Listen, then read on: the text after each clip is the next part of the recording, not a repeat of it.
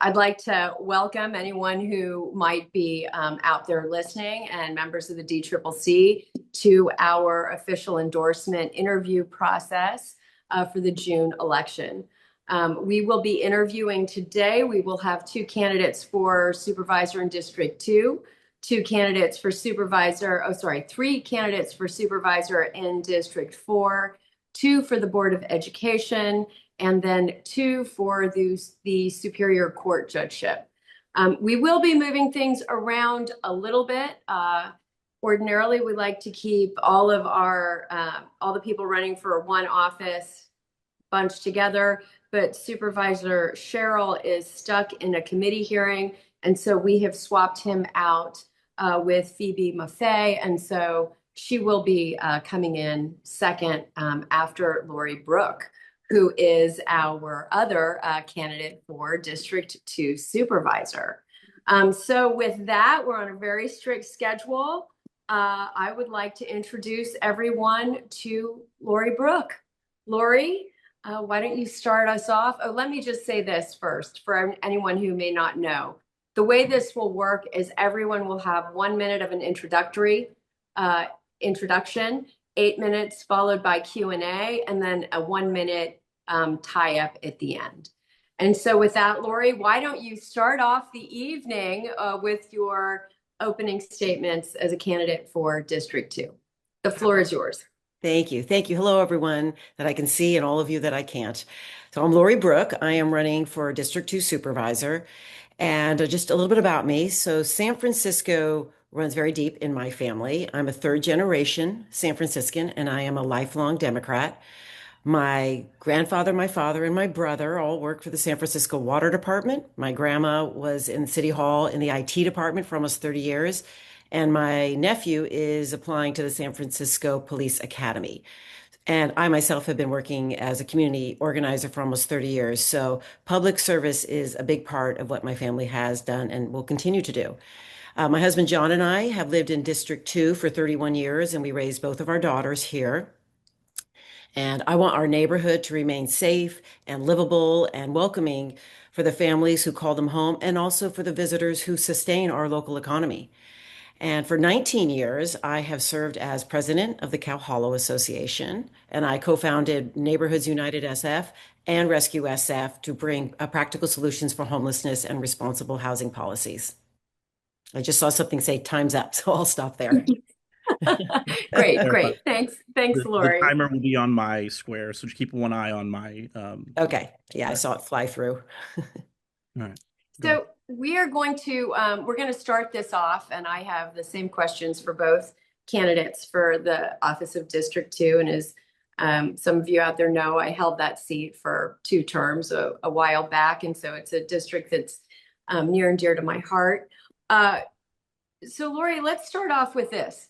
The Marina Safeway proposal for a 250-story building with a bottom Safeway store on the ground floor is a real polarizing project across the city. In District 2, I believe the last poll I saw, 18% of the people who live in District 2 are supportive, but the greater city has more to say on that. I would love to know your feelings on the Marina Safeway project, what you think of its size, what you think of the units that would be provided, and the ground floor retail and the impact to the community. Certainly. Well, as you all know, people have their hair on fire about this project, and not just within San Francisco. I hear about it statewide, in part because they feel it's kind of a harbinger of things to come. But one of the biggest issues that people aren't talking about as much is the environmental aspect of this particular project. So the Marina Safeway proposal, it requires a significant ground disturbance and some deep foundation work for towers that are that big. And the residents should have full transparency about the foundation system that would be put in place, meaning the pylons that would have to go down to bedrock, what type of soil stability, and how the excavation would interact with all the adjacent properties, and also a very toxic remediation process that's going on in the East Harbor in the Gas House Cove. So before approving any projects such as this in that specific site, we need a clear confirmation from, for instance, the California Department of Toxic Substances Control and the Regional Water Quality Control Board, from both of those bodies, about the environmental risks that they've been thoroughly evaluated and addressed. But even if those serious environmental concerns were resolved, there are some fundamental issues that still remain. For instance, okay, it's two towers. There's a 25-story and a 20-story, so they would be kind of bookends with the Fontana Towers. It's on the other side of Fort Mason, and they are dramatically out of scale to anything within the surrounding neighborhood. And there's no comprehensive infrastructure plan to address the traffic and the emergency access and the transit capacity or the parking. And there's no clear strategy for replacing the major grocery store during those 5 years or more that it ultimately will take to develop that type of project. So that Safeway is used by a huge population in this northern part of the city, and of course, particularly for elderly people if they need to drive there and with the parking lot that it provides. And of course, you mentioned like what types of units. So there are going to be, it's apartments and it's a predominantly studios and single bedrooms. And with that location, there are some affordable units in it, but it will be predominantly luxury high-rise apartments, of course, with waterfront views, and they will be delivering waterfront prices. And I think there's a big concern that this is, and I've talked to so many people out at Fort Mason. I stand out there and campaign, and I talk to all ages. And I thought the younger folks would be all excited about this, but they get it. They get that it's going to be far out of their price range. And it's also not the kind of housing that they're looking for to build a family in. And so what we're doing here in District 2 is we are convening leaders from all the different neighborhood associations and the merchant groups to advocate for a responsible, scaled project with real infrastructure and genuine affordability. And what this group will do is we will keep the public informed because people, like I said, are pretty upset about this. And they need to know that there is a group working on this and trying to find an alternative. As you know, it was zoned for 4 stories forever, just like everything around it. And think, if they went up to 5 or 6 stories, I'm sure the community could be amenable to that. But 25 stories is far, far out of scale for this community. Okay, thank you. Mhm.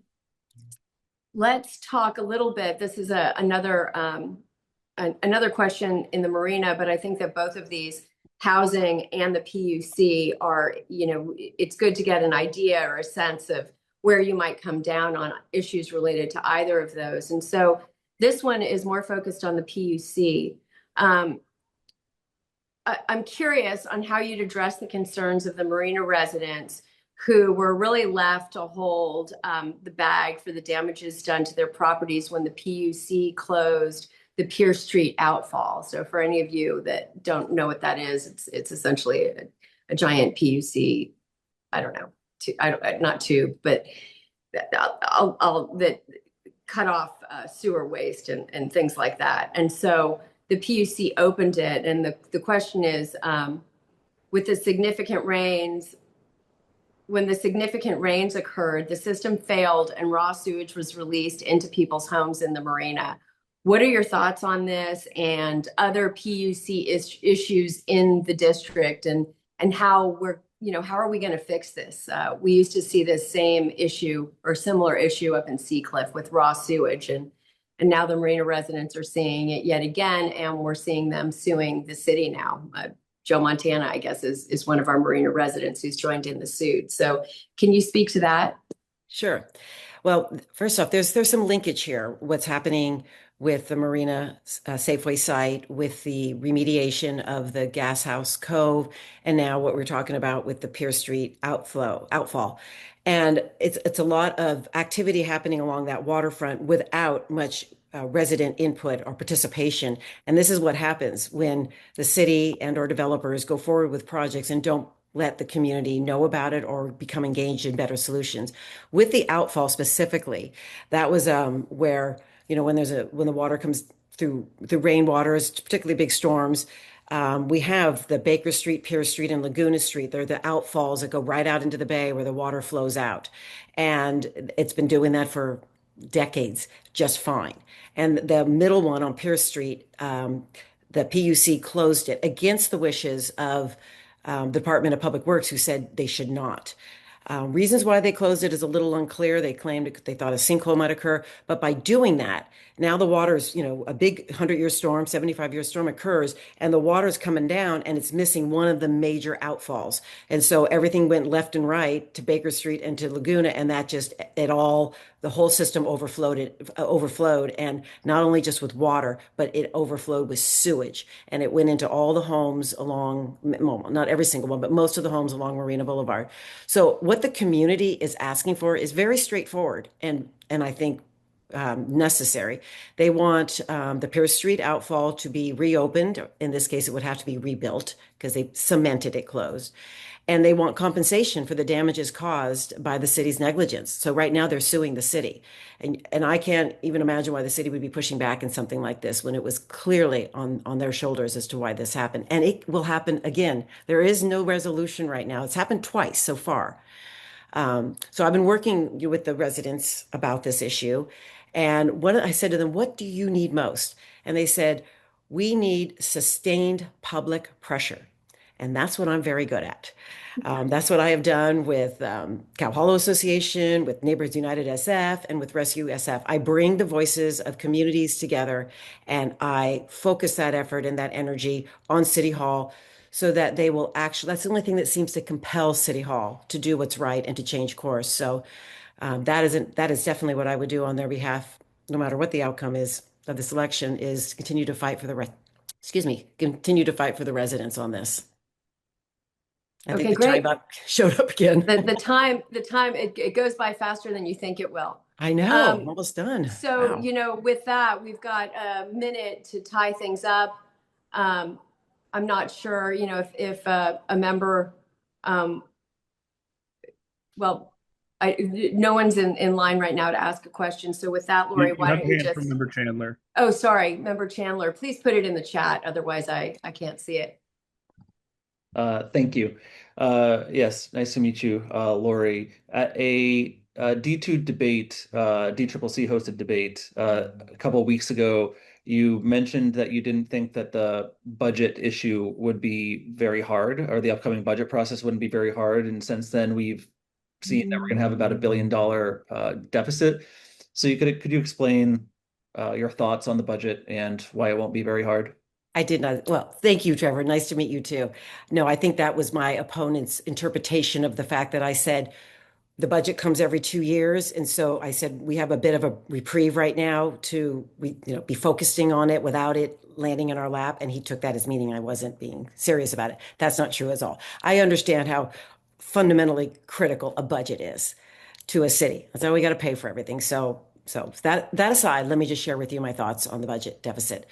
And I'm also very clear that one supervisor, we don't have all the answers how to fix a $1 billion budget, but we certainly need to participate in that process. Oh, time's up. I barely got started.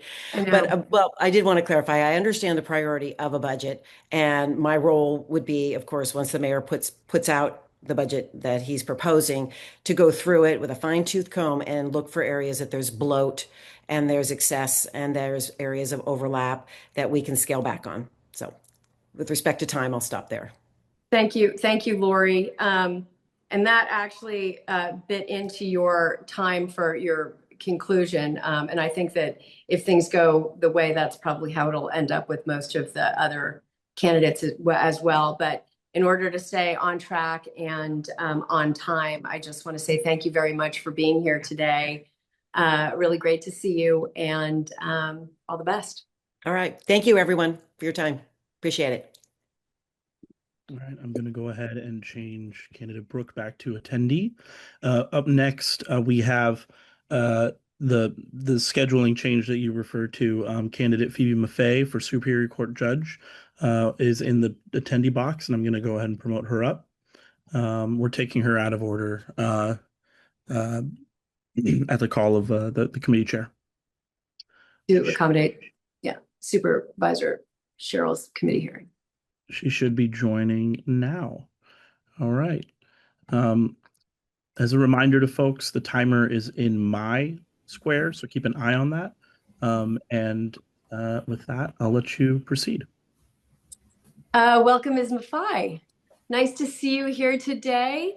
So we're going to begin with a 1-minute opening statement, followed by 8 minutes of Q&A. And depending on how that goes, we may continue the Q&A for another minute, or we may give you a minute to wrap things up at the end. But it'll all depend on the way this interview goes. It's pretty quick.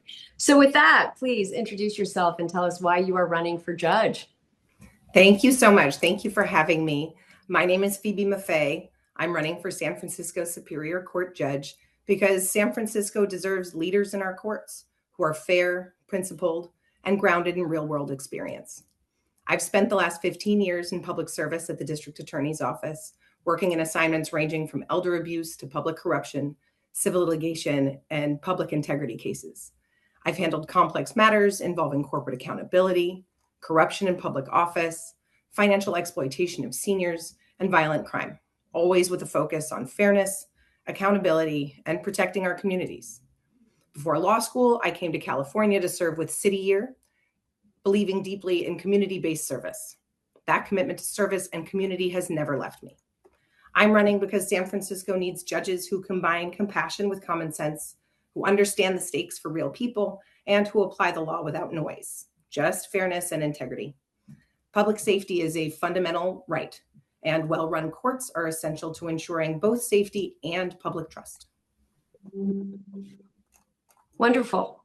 So this is a question, I've got one question for you, and then I'll open it up to the floor.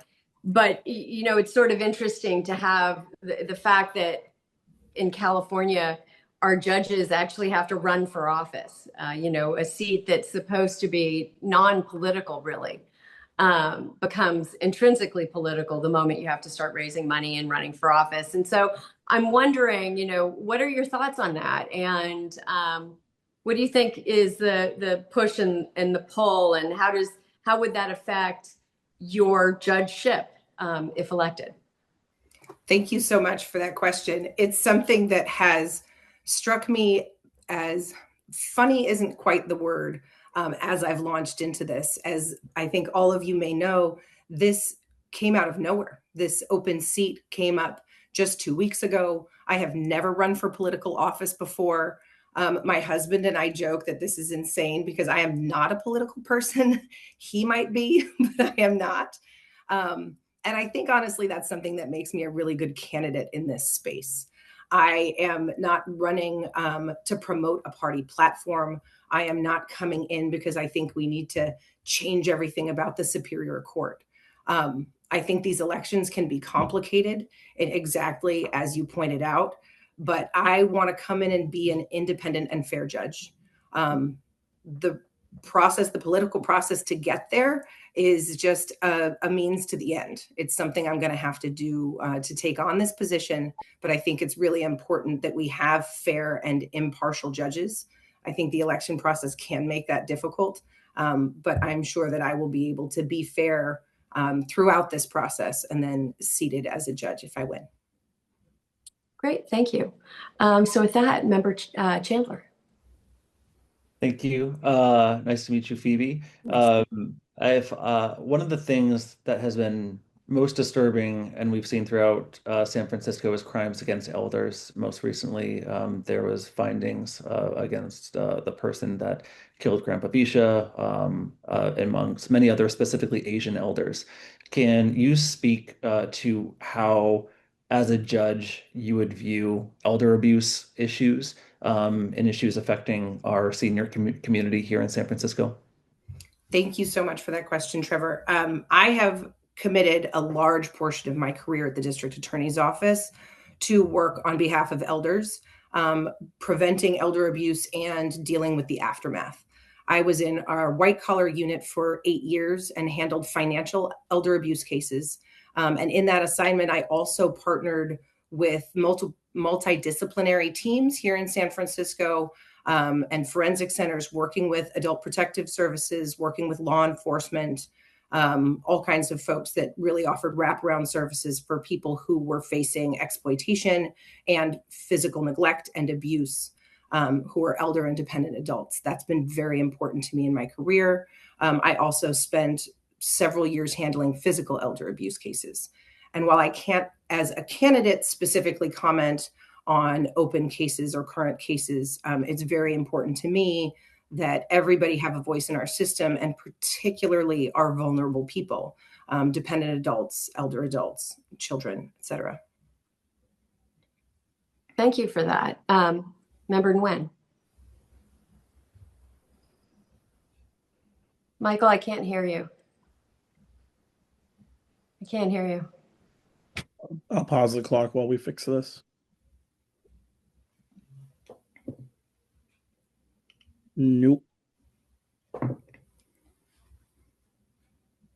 Worse. Now There we go. There we go. Worse. Okay, great. Okay. Sorry about that. I was just saying thank you, Member Chandler, for that great question, and thank you, Chair Alioto Pierre, for recognizing me. I want to follow up on that question. And Phoebe, hi, good to see you again. What specific steps would you take on the bench to ensure that court processes are accessible to immigrant communities who may face a lot of language barriers or fear of authorities generally, especially in this climate of ICE ridiculousness? So that's my question. Thank you. That is a very important question. That is a problem I have faced in my work in domestic violence and elder abuse. One of the most important things I think our Superior Court does is provide translation services for people who are coming in. And, 15 years in the DA's office, I've been at the Superior Court almost every day of that career. We are thankfully able, and I would make sure that the courts are doing as much as they can to expand our translation services so people can always come and communicate in the court and be heard and be able to hear. The district attorney's office also has victim advocates who show up in court to support members of families and witnesses who are there and cannot necessarily understand what's happening in court. San Francisco is also a sanctuary city still, and the sheriffs are bound by those rules to try and protect people within the courthouses. I can't specifically say how I would rule or what I would do in specific circumstances, but I would certainly uphold the rules and the law in California and San Francisco to protect all of the members of the community who come into our courthouse, whether they are there as victims, people accused of crimes, witnesses, or family members who are supporting their people who have to be in court. Thank you. And I am, I'm just going to jump in, but the translation services also goes into the, oh my God, I'm having a hard time with my words today, but American Sign Language as well. Yes. Correct. And the different ways that we communicate with people with different types of disabilities or different types of challenges, from writing material to yes. And our courts have gotten better. One of the silver linings post-COVID has been accessibility in the courts for people who are either physically not able to come to court or who have accessibility issues around hearing and seeing. The Zoom programming and then the other computer accessibility that has come up through finally wiring the courthouse way late in this technology hub has made the courts much more accessible. It's also an area I think our courts could really improve. It's certainly better than it was, but I have also had occasion to go and attend court at the federal courthouse, and they have accessible televisions with closed captioning all over the courtroom, accessible for juries. That's sort of beyond the question, I think, but I think that is an important area of improvement for the San Francisco Superior Court that would make everything better for everyone. I think bringing it into the juries is really important because, if you're a person with a disability, you don't typically see members of a jury that also have disabilities or are able to participate. And how are you going to, get that jury of your peers if it's not fully representative? Exactly. So thank you. I liked your answer. Matt, so we have 30 seconds left. Oh, this is for any other questions from members, or shall I allow Ms. Maffei to Am I pronouncing your name correctly? It's Maffei, Maffei. I'm sorry. like buffet, but with an X. I won't forget that now. All right. Well, with that, why don't I open the floor and you can give your 1 minute and 7 seconds of concluding remarks. Thank you very much. My story is rooted in service and community. I grew up all over this country. I came to California more than 25 years ago to serve with City Year. It's a domestic Peace Corps program because I believed in giving back to our community. After college at USF, I worked in restaurants and bars all over San Francisco, but public service called me back, and I went to law school to become a prosecutor. For 15 years, I have stood up for victims. I've protected seniors from exploitation, prosecuted public corruption, and worked to ensure accountability at every level. I have seen people on the worst days of their lives, victims seeking justice, families in crisis, individuals facing real consequences, and I approach every case with both compassion and a clear sense of responsibility. I'm also a mom to 3 young girls in San Francisco public schools, juggling school drop-offs, homework, and occasionally carving out time for myself. I live the same daily realities as so many other San Francisco families do. I am running for office because I believe public safety is a fundamental right, because our most vulnerable residents deserve protection, and because our courts must be fair, efficient, and grounded in common sense. If elected, I would be a judge who listens, who leads with the values of the law and justice, and who works every day to earn the public's trust. And I thank you very much for your time. Wonderful. Thank you very, very much, Ms. Maffei. Best of luck. Thank you so much. Have a nice evening. You too. All right, with that, I'm going to. Oh, never mind. She already removed herself. Up next, Committee Chair Alio up here, we have the District 4 candidates. Albert Chow is ready, and I am promoting him to panelist now. Okay.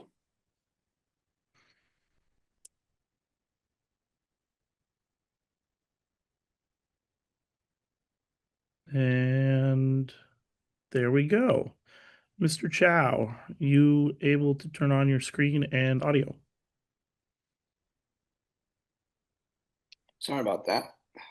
You're good. No worries. Here we are. Hi. Sorry, Hi. my voice is a little bit hoarse. Can you see me? No, you're a giant A right now. Now wait. we can. There we are. There we are. There you are. All Hi. right. Go ahead. Welcome to the DCCC endorsement interview process. I'm your chair, Michaela Alioto-Pierre. Nice to have you, Mr. Chow. So we are going to begin with a 1 minute opening to talk about your race for District 4 Supervisor, and then we'll go into Q&A for 8 minutes. And then depending on the questions and timing, we'll either continue the Q&A for another minute or we'll go to a final concluding minute for you to give us. So with that, let me pass the floor over to you for your 1 minute opening. And thank you for being here with us tonight. Thank you. My name is Albert Chow, and I'm running for District 4 Supervisor. Sorry, my voice is a little hoarse, but I'm a 50-year resident of the Sunset, and I've dedicated my life to serving my community in so many capacities. My family has owned and ran Great Wall Hardware on Sherrill Street for generations. I've been there for 43 years. We're a legacy business. Our store has served the community for decades and has allowed me to get to know many of my residents all around the district. My wife and I currently are raising 2 small children, one in public school, one in childcare, and in the district that I'm invested in and making the city work for their generation as much as ours. I have been president of People of Parkside Sunset, which serves as a Terraville Merchants Association for 18 years, 15 as president. During this time, I have worked hard to help educate and unite my community. I also helped lead the efforts to oppose Proposition K and the successful recall of Joel Gardio. Our district has been without proper representation for years. With Prop K and the recall of Joel Gardio, the mismanagement of the appointment process, we are at a time in District 4 that does not have the best faith in our government, and I want to restore that.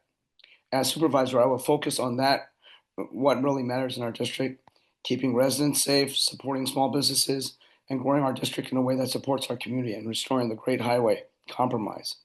I'll be an authentic leadership that the Sunset District needs, not a yes man for more policies that go against our district's interests.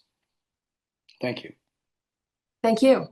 Great. Well, you jumped right into where I was going to start with this. Obviously, Prop K and the Great Highway is a really big issue in District 4, particularly because we saw a recall of the seated supervisor over that one point. And so I was going to ask not only your views on Prop K, but really if you could give us a little insight into the community and the businesses and, why we feel that that the district, what it is the district really needs and what kind of an impact the Great Highway in its current form is having on the different communities that make up District 4.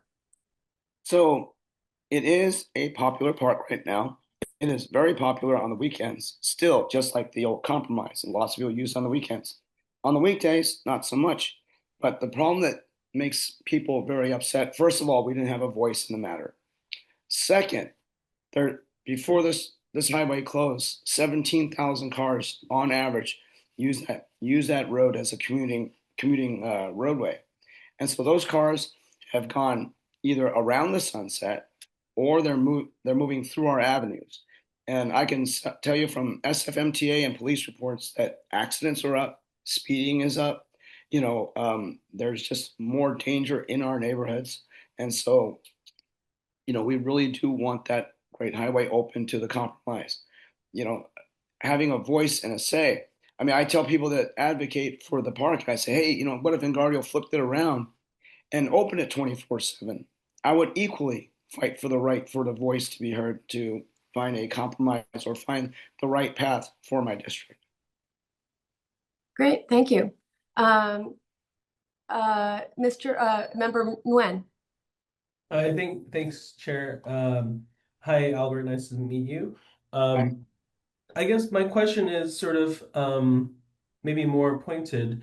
Why should the Democratic Party sort of endorse you, and also why should the voters of Sunset endorse you when you haven't been able to remember to file your taxes for your nonprofit?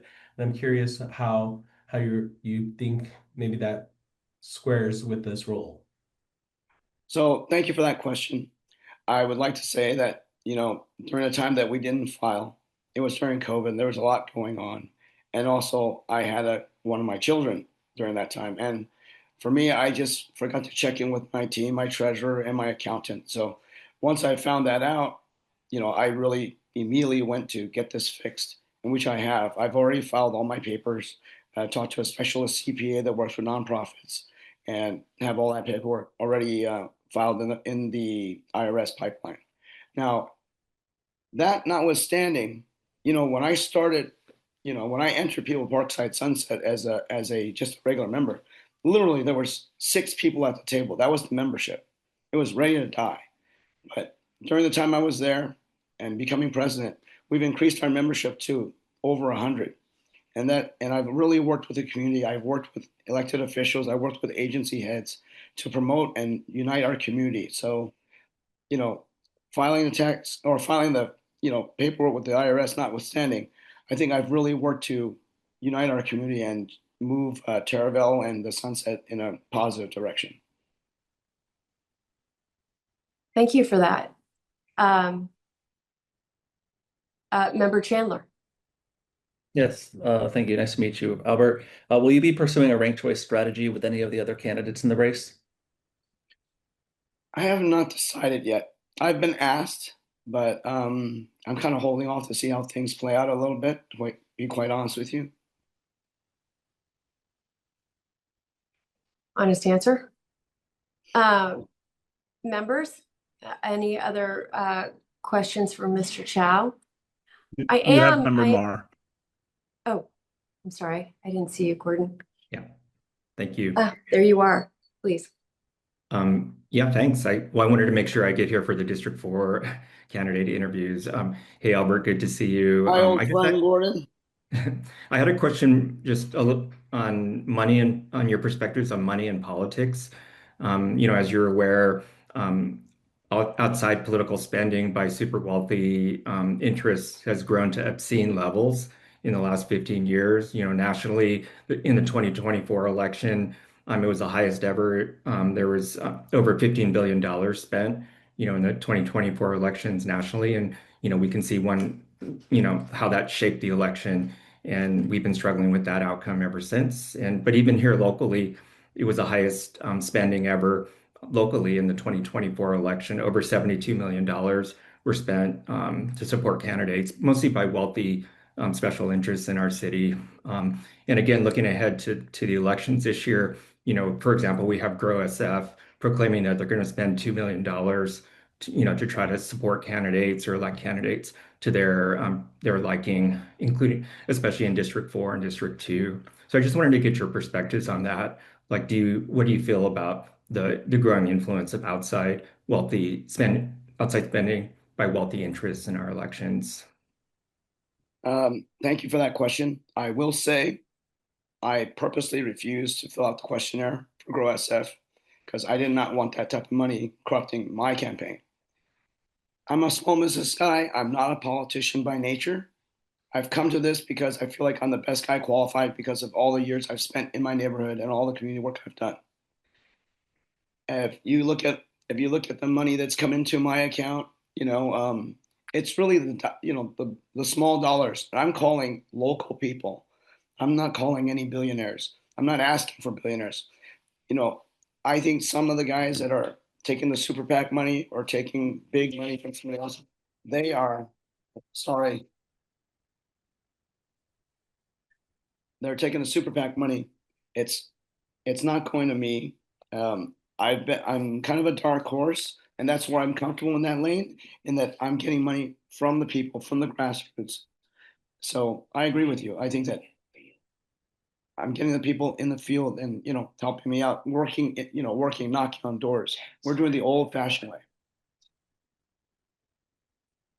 Thank you for that. Mr. Chow, I am kind of curious, we don't always get a lot of longtime small business owners, generational small business owners running for office. What differences have you seen in San Francisco from when you first started working for your small business to now? And are there changes or things that you'd like to see go back to the way they were or move forward? I think San Francisco always is evolving forward, and I'm proud of that. I love my city. I really do. I've been here all my life. I've been around the world, and I still find myself here. So it's not necessarily to go back to the way it was. It's just that I see sometimes we waste money. As a small business person, I look at how do you spend money more efficiently? How do you stretch that dollar? All too often, sometimes I drive down the street, I see road construction. I see four guys standing around the one guy with a jackhammer, and that makes me upset. Like I think that sometimes there's a lot of inefficiencies, but that's just one that comes to my head right away. Yeah, we'd agree with you, especially on Terraville. Oh, yeah, we won't go down there's that not enough path time right on this now. meeting tonight. Okay, unless another member has a question, I'd like to allow you to finish up. You have 1 minute to conclude. Okay. Well, thank you, everybody. I am the candidate with the deepest roots in the sunset. I have been there for many battles, recent and the past, and I have watched our district grow and evolve over the 50 years I've been here. My priorities as supervisor are simple. I will continue to improve public safety by staffing up and investing in our emergency services to keep our residents, family, and seniors safe. I will create more housing in our district without causing displacement, focus on affordability and growing in a way that supports our community, not hurt it. I'll be a champion for small businesses, new and old, because I know how hard it is to run a small business in this city. And I will bring an authentic and effective leadership that our district deserves and always work with the interest of my constituents, not anyone else. I'm Albert Chow. I'm running to be the next District 4 Supervisor, and I hope I have your support. Thank you. Thank you, Mr. Chow. Thank you for joining us tonight, and all the best. Thank you. Good to see you too, Michaela. Nice to see you. All right. Bye-bye. Bye. Thank you, Mr. Chow. I'm going to go ahead and move you back down to the attendee box. And then we are basically right on time. Hold on, let me pause this timer there. We're basically right on time. The next candidate is also for District 4 is Natalie G. I'm promoting her to panelist now.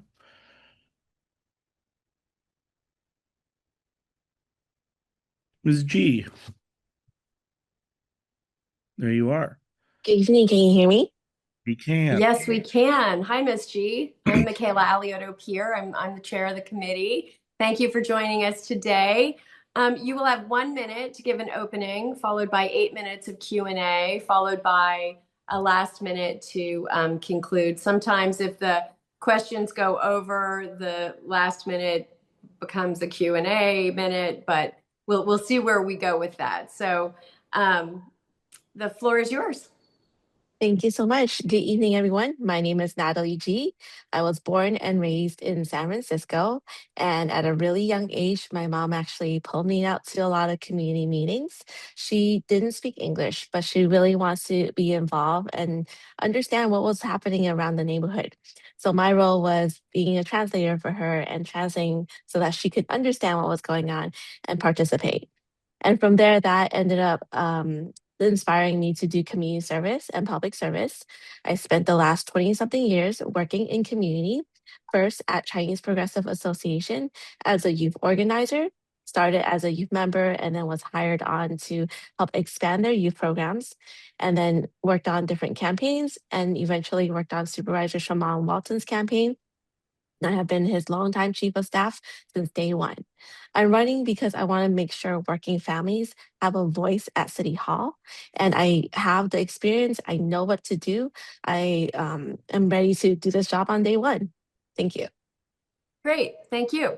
So I'm going to start it off with a question about the Great Highway, because that Yes. seems to be the big flashpoint in the District 4 elections, particularly because obviously we all know the last supervisor was recalled on this issue specifically. So can you give us a little insight onto your feelings about it, where the new District 4 supervisor should take this issue, particularly given the fact that it did win overwhelmingly citywide, but maybe not so well loved in the district, at least at the time of the last election. So curious your For thoughts. sure.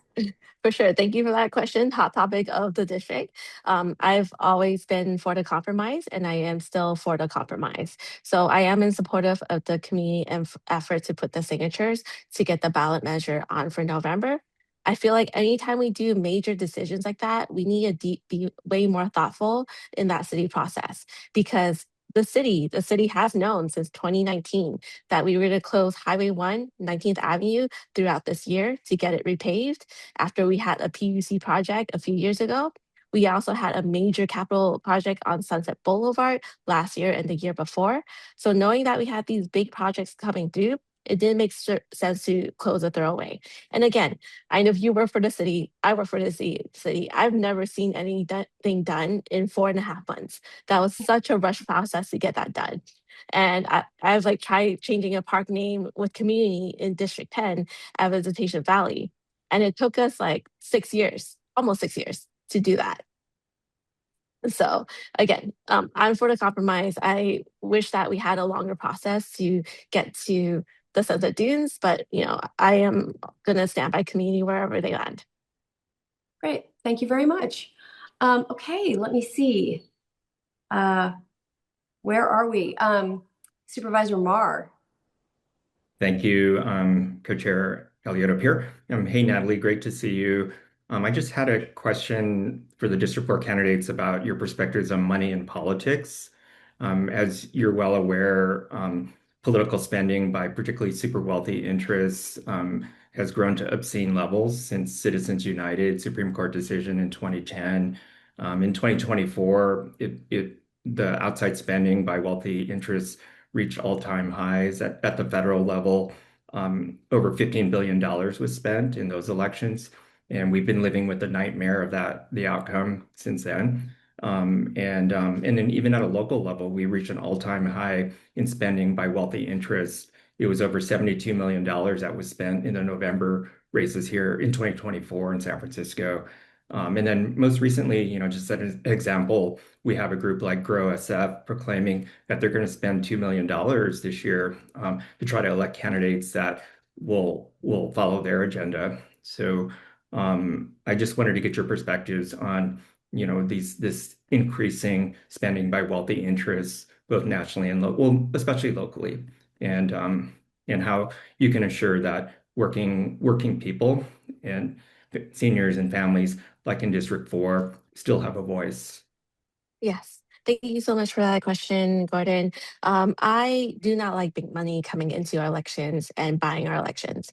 I think it's really important to have regulations on that. And I know you've worked on the Sunshine on Dark Money work a few years ago. Really appreciate that.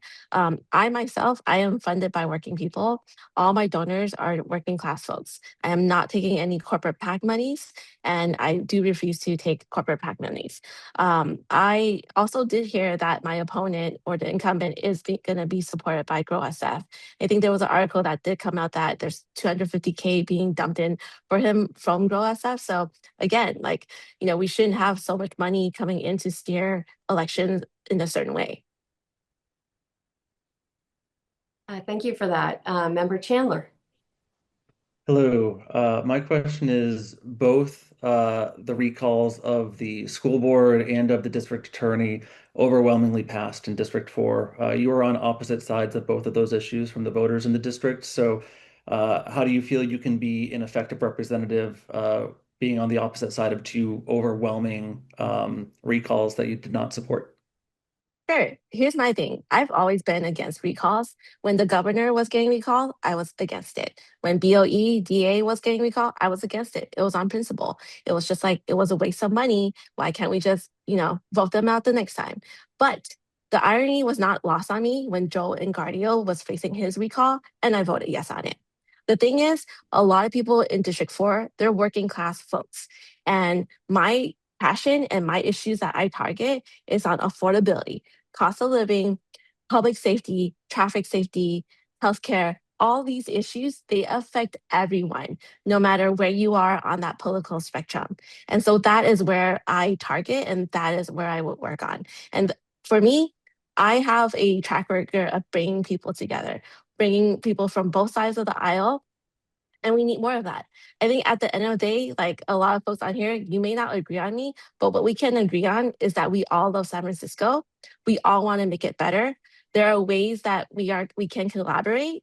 We may have different pathways to get to certain things, but I guarantee you we do have opportunities where we can collaborate to make the city better together.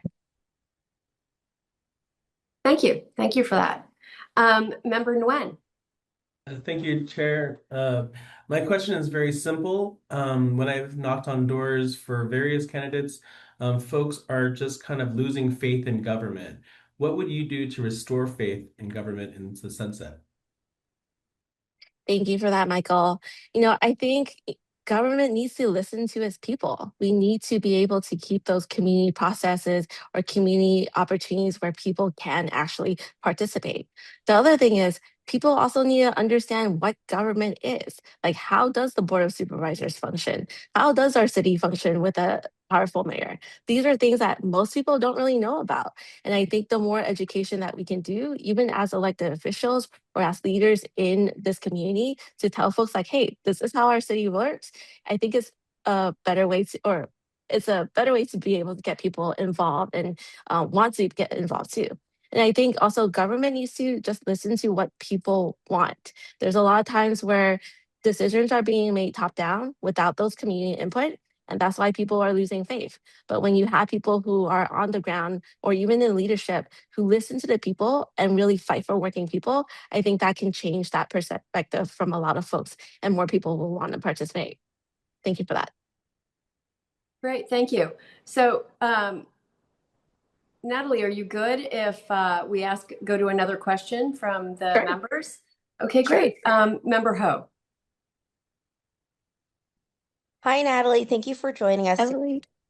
I wanted to get some clarity on your understanding of the difference between donors of working people versus what would be portrayed as any other group. Sure. So individual donors, working people, right? Other groups that make IEs like Grow SF or I don't know, whatever groups that pour in like 250K or more or has pledged like 2 million through this coming year's elections, those are the differences that I'm trying to say, right? Like the folks that are my donors are people that I've known, that I met in community, that I work with, that might be part of a, oh, I guess time's up. No, go ahead. Keep talking. Go ahead. Okay. We're going into your 1 minute closing. Ah, I see. I see. Okay. All right. So working people is just like, if you're not part of the billionaire class, you're probably part of the working class. And that's what I mean by working people. Okay. All right, Natalie, you have 57 seconds to give us your concluding remarks. Sounds good. I have the experience, I have the passion to work and make this job work for the people. I think of everyone from the candidates who are running for District 4, I am the only one who is fluent in Cantonese, who can speak Mandarin, and who can read and write in Chinese. And there's a majority of folks in District 4 who speak that language, and I can communicate with them. Whereas the other folks, they may not understand Cantonese or they may not be able to speak it. I certainly haven't heard them speak it for a while in different spaces. So I think out of everyone, I am the one who has experience to fight for working people because that's what I've been doing for the last 20 something years. And also being able to bring people together.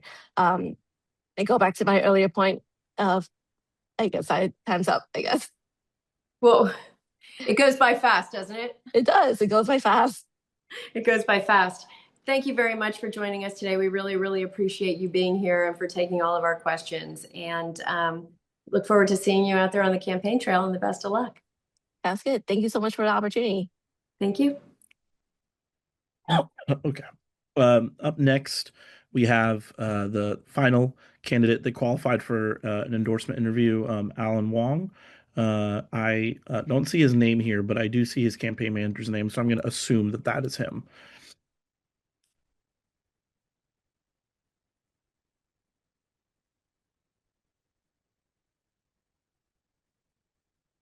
Mr. Croft, I'm assuming you have your candidate with you. There you go. Now just go ahead and unmute. Hi. I was having a hard time finding you, Supervisor. Welcome to the DCCC interview process. I am Michaela Alioto-Pierre. I am the chair of the endorsement committee. You will have 1 minute to give your opening statement, and then we'll have about 8 minutes of Q&A. And then depending on how that's going, you might have a minute to conclude. We may run into that with questions and answers if you're okay with that too. So okay. We'll kind of play it by ear as we get there. But with that, I would like to give the floor to you. Thank you for joining us. Thank you for having me. My name is Alan Wong, and I'm the District 4 Supervisor. I was appointed by Mayor Lurie to be the Supervisor for District 4 on December 1st, and it is the greatest honor in my life to be able to serve in this position. I was born and raised in the Sunset. Both my parents are immigrants from Hong Kong. When they came to this country, they moved to Sunset because they wanted my brother and I to go to good quality schools and to move into a safe neighborhood that had safe and clean streets. I went to Diavla Elementary, Hoover Middle School, and Lincoln High, and later on I attended UCSD and University of San Francisco. Later on, I also served as a union organizer, policy director at Children's Council of San Francisco, and my longest lifelong commitment, I've served as an officer in the Army National Guard. I've had the honor of serving in District 4 as a legislative aide, and I'm so honored to be stepping up to this position. Great, wonderful. Thank you so much. I'm going to start it off. Same question I've asked the other two candidates. It's really about Ocean Beach, and I think this is particularly relevant for you because you're the seated district supervisor. but we saw the recall of the former District 4 supervisor over Prop K, and the closing of Ocean Beach and the opening of Sunset Dunes. And I'm just curious, how do you balance both the concerns of your district with the new park? And maybe views are changing and shifting, but what are your feels? What is your feeling on that issue in particular? Yes, I voted no on Proposition K in 2024. And after starting my term, I went on a listening tour and I met with groups across the neighborhood. I actually met with more Sunset Dunes groups than any other, and heard feedback from very strong opinions on both ends of it. And I also went to a town hall with Sunset Dunes where we exchanged ideas, and many folks disagreed with the position that I took on the Great Highway. I think that for me, there are many different priorities to look at. And I don't think anybody's necessarily right or wrong on this. It's just different life experiences and different circumstances and different perspectives. And so I don't claim to be necessarily right on the issue, but we have different things that we support and we value. And so for me, for the Great Highway Sunset Dunes, at the end of the day, I prioritized the opportunity for people to get to work, to drive through the 14,000 commuters that have to drive through the Great Highway each day to get to work, or get to their kids to go to school or go to the Veteran Affairs hospital. I do think that the compromise that was in effect before was a fair one, where people were able to use it for recreational use on weekends, and at the same time on weekdays, those that needed to commute were able to use it.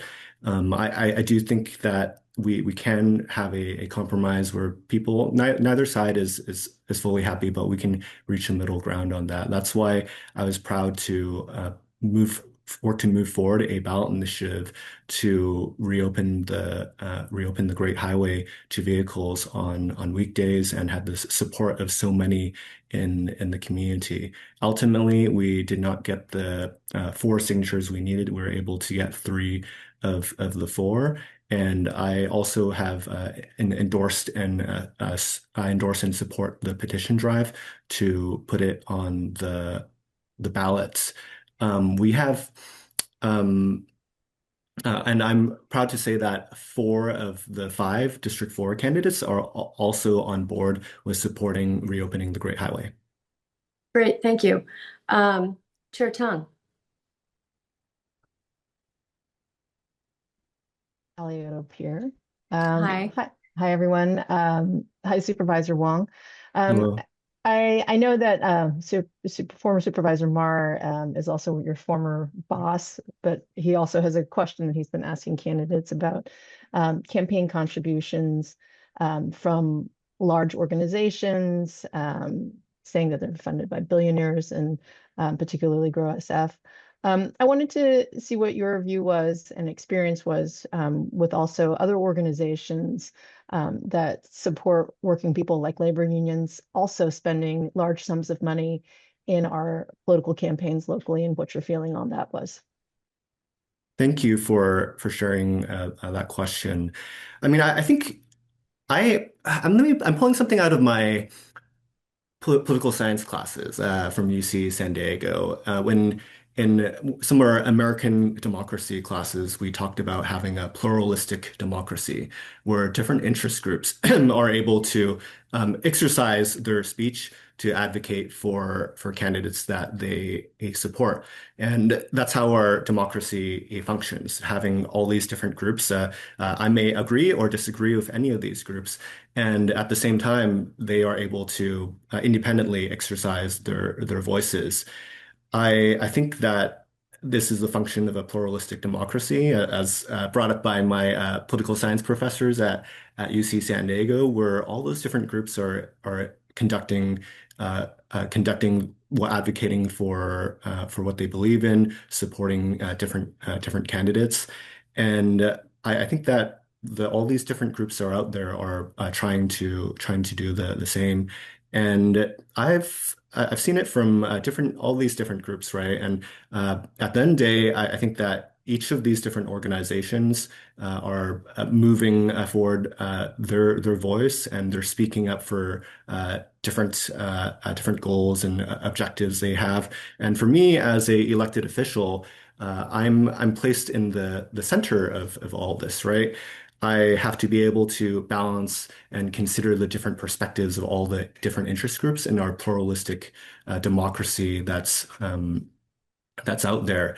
And one thing that I think is that there's a lack of nuance and compromise in our politics these days. Oftentimes, I see that because the different interest groups are at different extremes, it's hard for elected officials to come to the middle and compromise, whereas they're on one end or another. Oftentimes, people are uh, my way or the highway.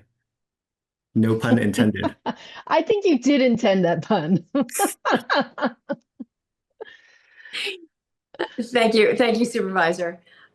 Supervisor Mar. Thank you. Great to see you, Ellen. I just will follow up on Chair Tung's question because I had asked the other two candidates before a question on this topic. But um, well, as somebody like you comes from labor, a lot of your your development came through working in the union and the labor movement. Do you see a difference between labor unions being defined as special interests versus, say, Grow SF, which is mostly funded by wealthy tech or crypto individuals or in some cases, billionaires? And how do I guess, and as somebody that comes from more of a labor and standing with working people, how do you ensure that that working people's voices, families, and seniors, like those in District 4, are still going to be heard while we're seeing obscene levels of spending, mostly by wealthy corporate interests. And in San Francisco, it's specifically tech and crypto billionaires. That's where the money's coming from. Grow SF, for example. Thank you. It's a very fair question. For me, I served in the labor movement for 6.5 years, and that's always near and dear to my heart. My dad was a local 2 union member, and I banged in pots and pans supporting Marriott workers and trying to form a union. And so that is something that I'll always take with me as I move forward in my journey as an elected official. I think that a lot of times special interest groups both ends of the political spectrum call folks that support one or the other special interest groups out there. And I think that at the end of the day, all these organizations are pushing different interests, and they're going to independently spend, right? And it's up to me as the elected official to carry on my life values that I've learned throughout my life as a union organizer, as somebody that comes on from a working class family, as a policy director at Children's Council, to be able to bring my lived experience and be able to balance between all those different competing objectives and perspectives that are out there. Thank you, Supervisor. We are going to continue if it's okay with you because Sure. we've got one more question. So that will mean no tie up. So if you want to tie it up at the end of the question too, very, very quickly, So you'll tie up have. is like closing statement or? Yeah, no closing Okay. statement. We're going to go from. Okay, that's fine. Okay. Member Nguyen. Thank you, Chair. Alan, thanks for being here, and just want to follow up on your responses. I'm curious why all of the unions that previously endorsed you in your previous college runs, have now thrown their support behind one of your opponents who has never held public office. Can you help us understand why? Sure. I think you can. So, firstly, a lot of those discussions were closed a session regarding the hiring of a chancellor. But I think that there is a recent Mission Local article that is out there regarding different perspectives on that process. And for me, I take the integrity of our closed session process very seriously.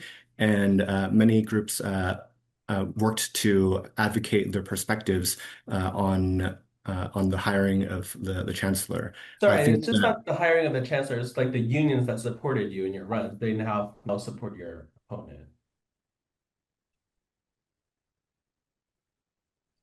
Can you? Real Mhm. quick, 30 seconds.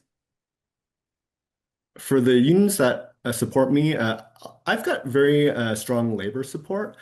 I'm proud to be endorsed by SEIU Local 2015, UFCW 648, the Plumbers Union, the Carpenters Union, and my list is growing. My labor bona fides will always be there. I served as a union organizer for six and a half years, and I'm so proud to be the only person that has experience bargaining union contracts and negotiating contracts, handling grievances, filing unfair labor practices, and being able to fight and advocate for the working people as a member of the labor movement. Thank you, Supervisor. These go by quicker than you think they're going to go, but thank you so much for being here with us today. We really appreciate the back and forth, and the best of luck to you. Catch you soon. Okay. Okay.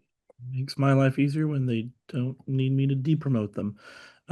Up next, we are basically right on time, and our next batch of candidates are the two candidates that qualified for an endorsement interview with the Board of Education. And the first up is Phil Kim. I'll promote him to panelist now.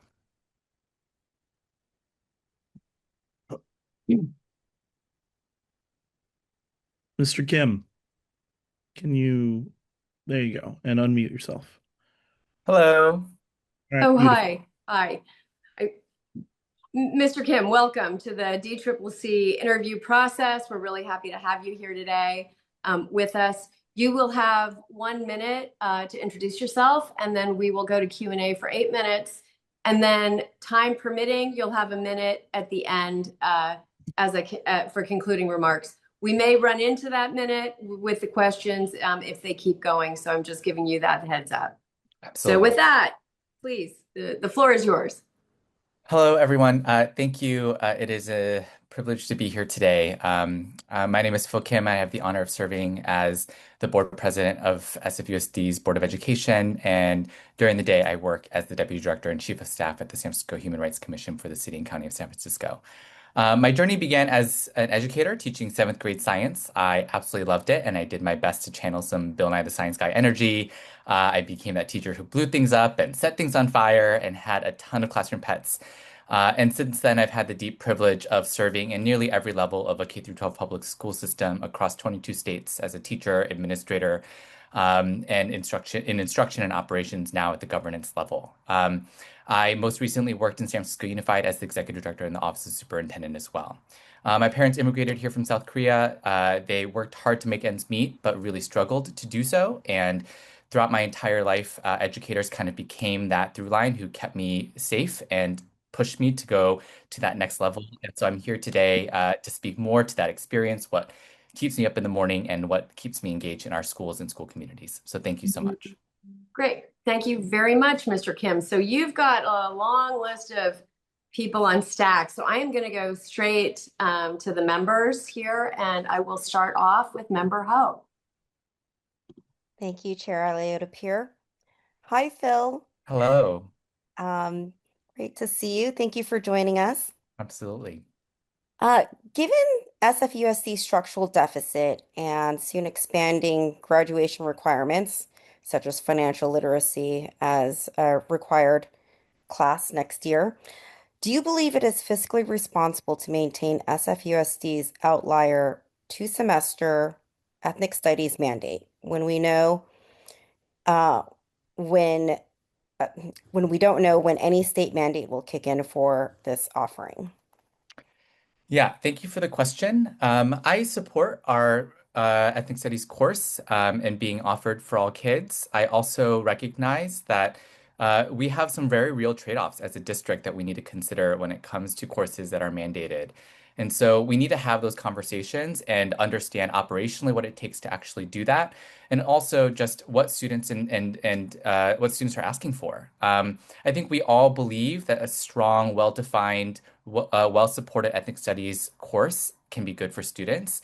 And we need to make sure that we can not just staff it, but fund it and that we have the adequate space in our course scheduling to allow for it to take place. So I'm all about flexibility and making sure that our students have options at their disposal while being able to achieve the same graduation requirements that we have. And I want to partner with our superintendent to better understand what it means to allow for that flexibility in our coursework. And so I've said this to the superintendent. I'm open to understanding what it means to move from 2 to 1 semester to meet the state requirements. I'm also open to maintaining the 2 semesters and actually expanding the courses that meet those requirements as well. So students can take a different course perhaps that would fulfill that same requirement. Thank you.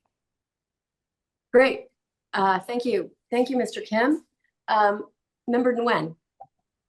Thank you, Chair. Hi, Phil. Good to see you. Welcome. My question is pretty simple. I know the budget crisis is a thing, and do you support schools closures? And if so, how much money would it actually save us? Yeah. So there is a reality that the conditions around our schools have not changed. We have 14,000 empty seats across our district. We have to do something to address that crisis. Our enrollment continues to decline, and in order for us to stabilize our finances and long-term the goal here of fiscal solvency, we need to be able to address those varying conditions. Whether that is closures, whether that is mergers, whether that's a strategic realignment of our assets and resources when it comes to buildings and people, we need to make sure that everything is on the table and we consider all our options. Part of what our work on our board has been to define what it is that we do as a board, our authority and our role. We look to the superintendent to produce a plan that makes sense both fiscally, operationally, and educationally. And I'm very much committed to working with her and the rest of the board to make sure that we get to fiscal solvency as soon as possible and ensure the success financially and operationally of our district.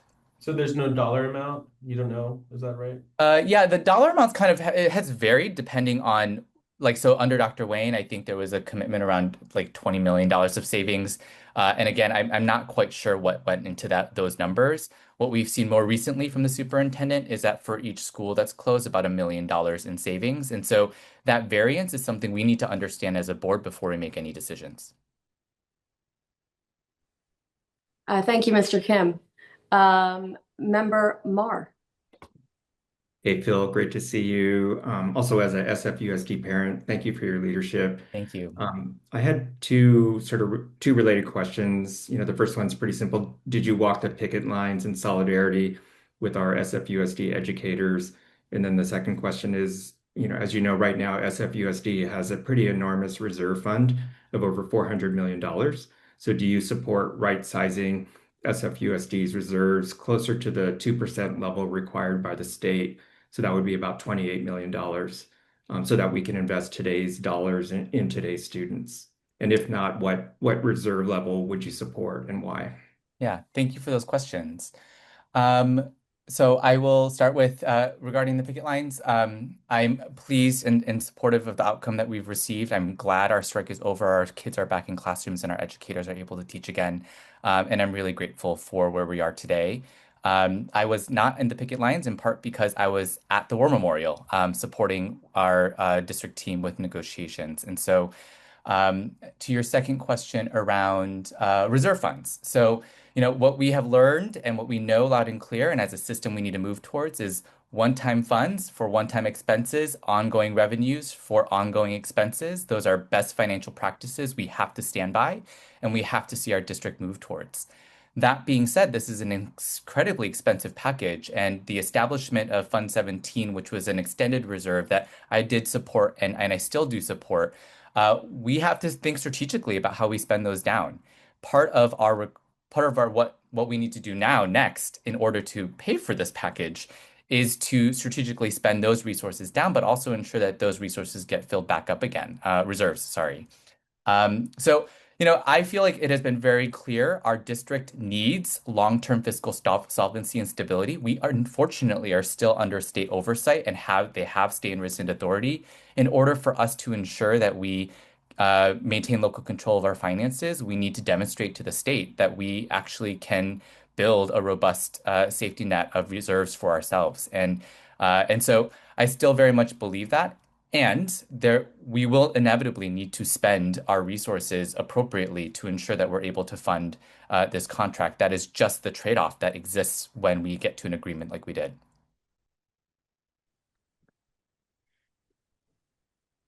Great, thank you. Thank you for that answer. Chair Tung. Thank you very much. Hi, Phil. Nice to see you. I think you hold a very important position of leadership as the president of the school board.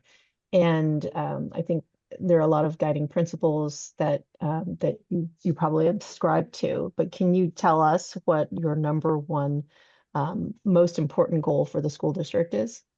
Absolutely. Thank you for that question. Indeed, this is my second year serving as board president. I had the privilege of being appointed twice unanimously by our board, and I'm deeply grateful for this opportunity to serve in this way.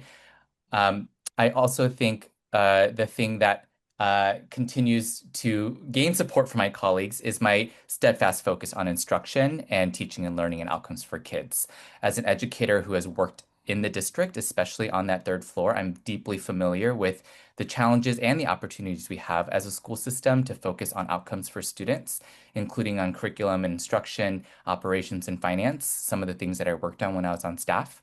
But in order for us to be able to produce outcomes for students, we need to ensure that everything that we do as adults aligns to the strategies that we know produce outcomes for students, like curriculum, for example. And so I'm deeply focused on that. It's why I created an ad hoc on progress monitoring and an ad hoc on public engagement, the first of our kind as a board, to be able to greater align the things that we are doing as a board and as adults in the room to the practices that we know produce outcomes for students.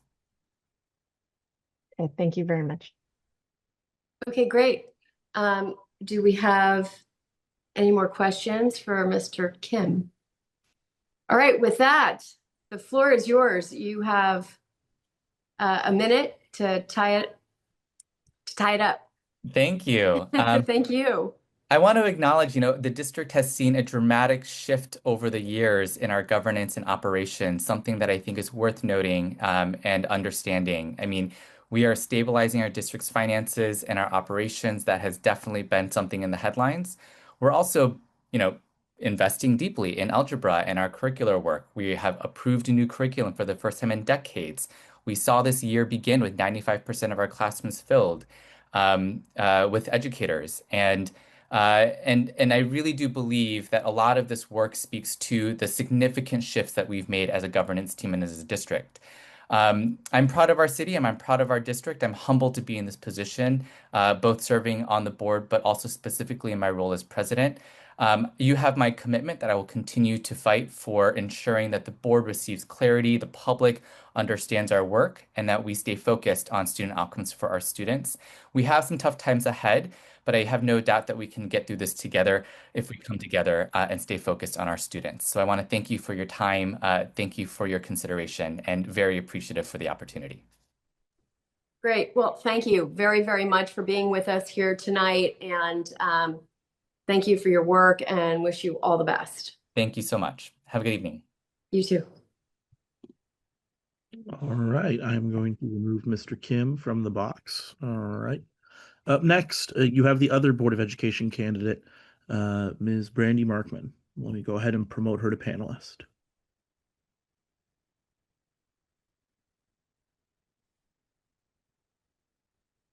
Ms. Marckmann, are you there?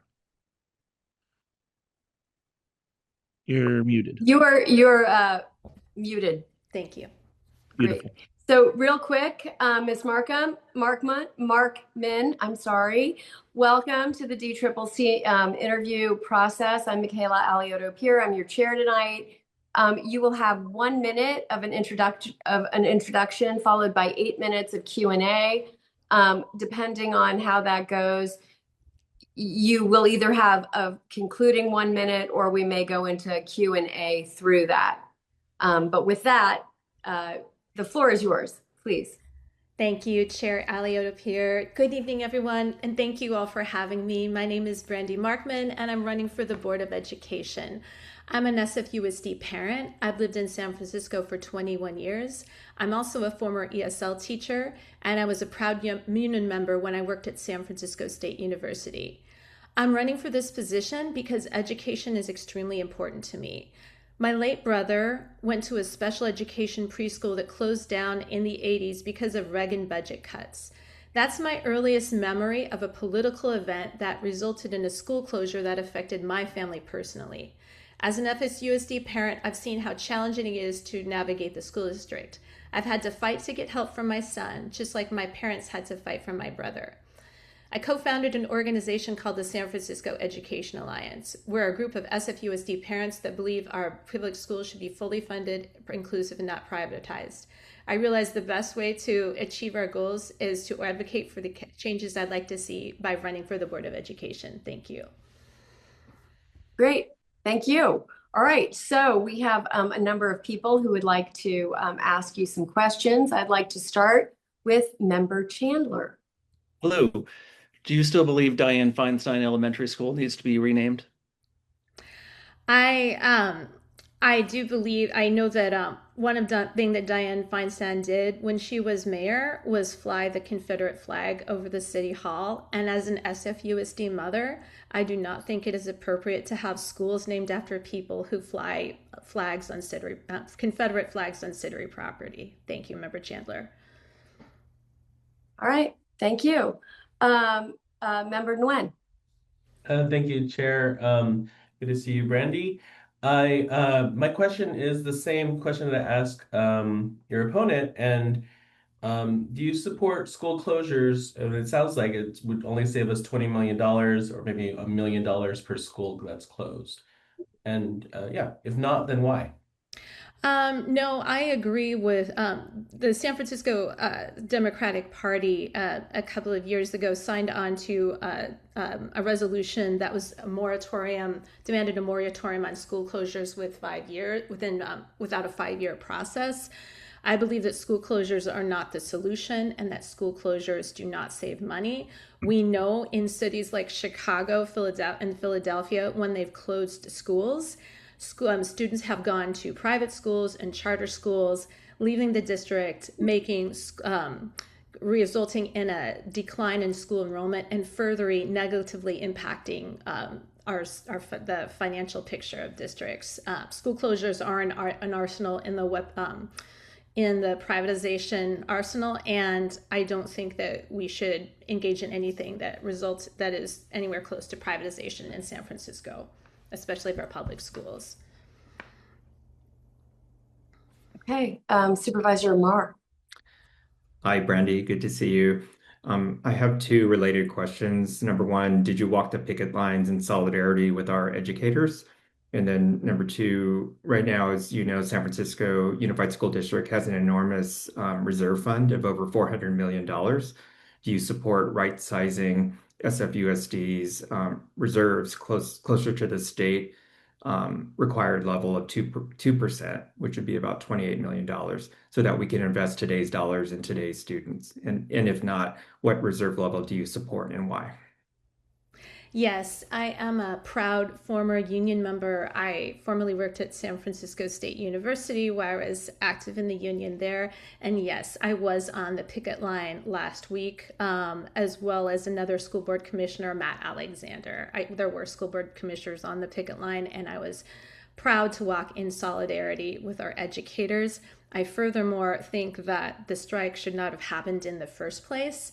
In the richest city, in the richest state, in the richest country of the world, there is absolutely no reason why we should offer our teachers a starting salary that is below the poverty level. And the district had 11 months to give our SFUSD educators the benefits that they reserved. And as an SFUSD parent, I think the strike was totally unnecessary, and that the union should have had its demands for affordable health care for our educators and their families met. So there shouldn't have had to be a strike in the first place.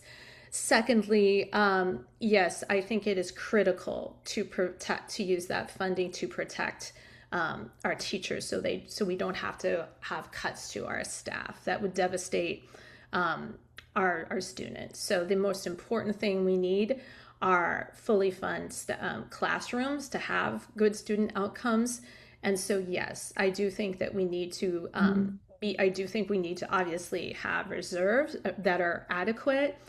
I do think that we need to be reasonable when it comes to the amount of money that we have in reserves. So we're not, as they say, biting off our nose to spite of our face. Thank you. Member Gupta. Hi, Brandee. Good to see you. I was curious, in your responses, you mentioned that a $25 million pilot for algebra seemed too expensive. I was curious what price tag you would affix to bringing back algebra, if there is one. Thank you, Member Gupta. I am a former educator for, I've been served as a teacher for 6 years and overseen curriculum changes and development. And I can tell you right now, it is not fiscally responsible to be instituting new curriculum in a time when the district is in severe fiscal crisis. I am extremely supportive of necessary changes to our curriculum, but we cannot do that at the expense of having a healthy budget and making sure that our teachers are adequately paid, that our classes are staffed. I think it is, especially given the state that the budget is in, we just have to be realistic about what the district can afford. Thank you for that. So just sort of jumping on to that question, I am, I use a wheelchair myself. And so issues related to children with disabilities within the school system is an issue that is near and dear to my heart. I have a lot of friends with children who have children with disabilities who have left San Francisco, who have moved to Marin and other places where the accommodations are better. They're integrated in a lot of cases. The kids feel that they get the support that they need, and the parents feel like they have a voice in their education. And so I'm sort of, when we start talking about budget goals, I am curious, where do the kids with disabilities fit into this, and how do we fully integrate them and give them the education that they also really deserve? Thank you, Chair Alioto-Pierre. I agree with all of your points. I would have, in just referring to the last question, instead of spending over $20 million on a brand new curriculum, I would have used that money to make sure that our students with disabilities have their IEPs, individualized education plans, fully funded. And that is not really, as you know, something that the district can or cannot choose to do. The district has a legal responsibility to our children with disabilities. And I'm a regular attendee of meetings of the Special Education Community Advisory Council. And so, yes, I am very dedicated to making sure that all of our kids' IEPs are fulfilled. And that is not currently happening, as you know. So thank you for that very important question. That's personally very important to me. Thank you. Thank you. Thank you for the response. So with that, we only have about 23 more seconds. Would you like to give us, a minute? Chair Tung just popped up. Hi, Ms. Marckmann, Nancy Tung. I just wanted to ask a question to clarify a point for Member Gupta's question. Do you think that the money shouldn't be spent on putting 8th grade algebra back in SFUSD? So I am fine to have algebra at whatever level or grade, but currently we do not have the money. The district is in fiscal crisis. So I just want to repeat again, right now we do not have we cannot be fiscally responsible and having new curriculum right now. So we shouldn't have new curriculum, but we should still keep half full schools open. Is that? So what I am saying is the district, closing schools does not save money. Closing schools results in a downward spiral of enrollment.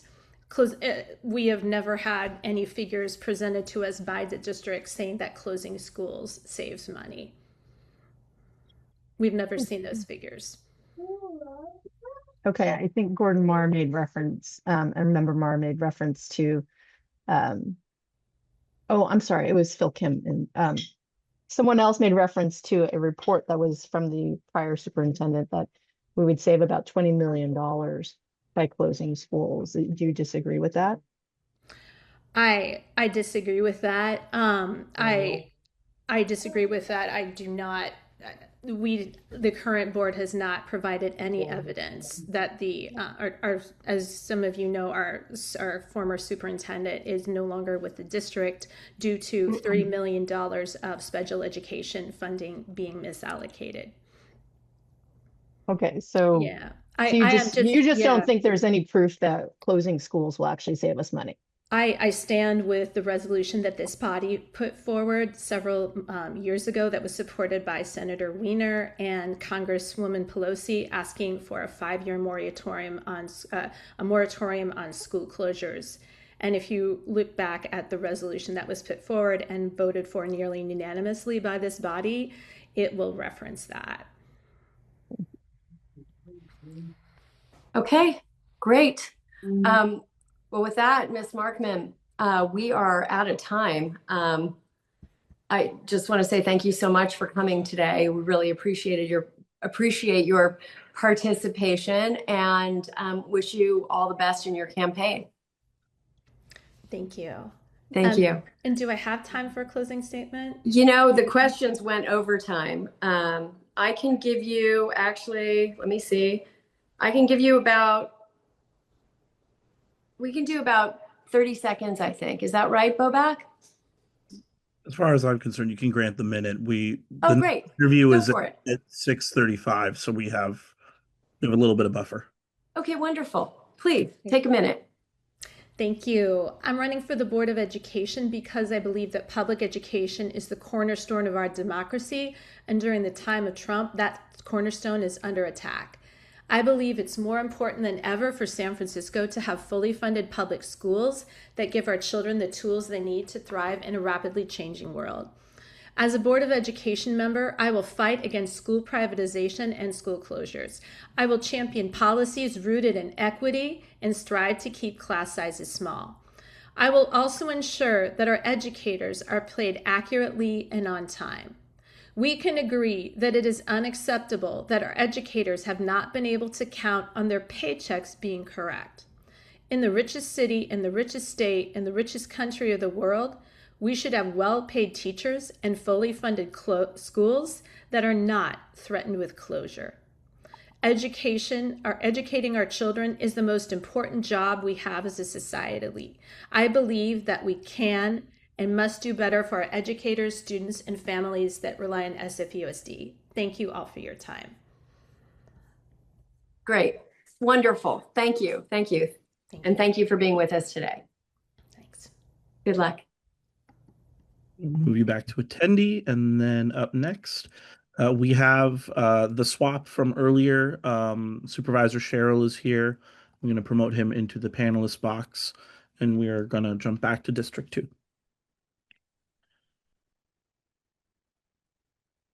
Good evening, everybody. Thank you so much for accommodating me today. Hello, Supervisor Sherrill. Thank you so much for being with us today. So the way this is going to work, it's nice to see that you got out of land use. The way that this is going to work is that you'll have a minute to introduce yourself, then we'll have 8 minutes of Q&A, and then depending on whether or not the questions and answers go into the final minute, will determine whether or not you get a full minute for concluding remarks. Does that make sense? Great. Okay, great. So with that, the floor is yours.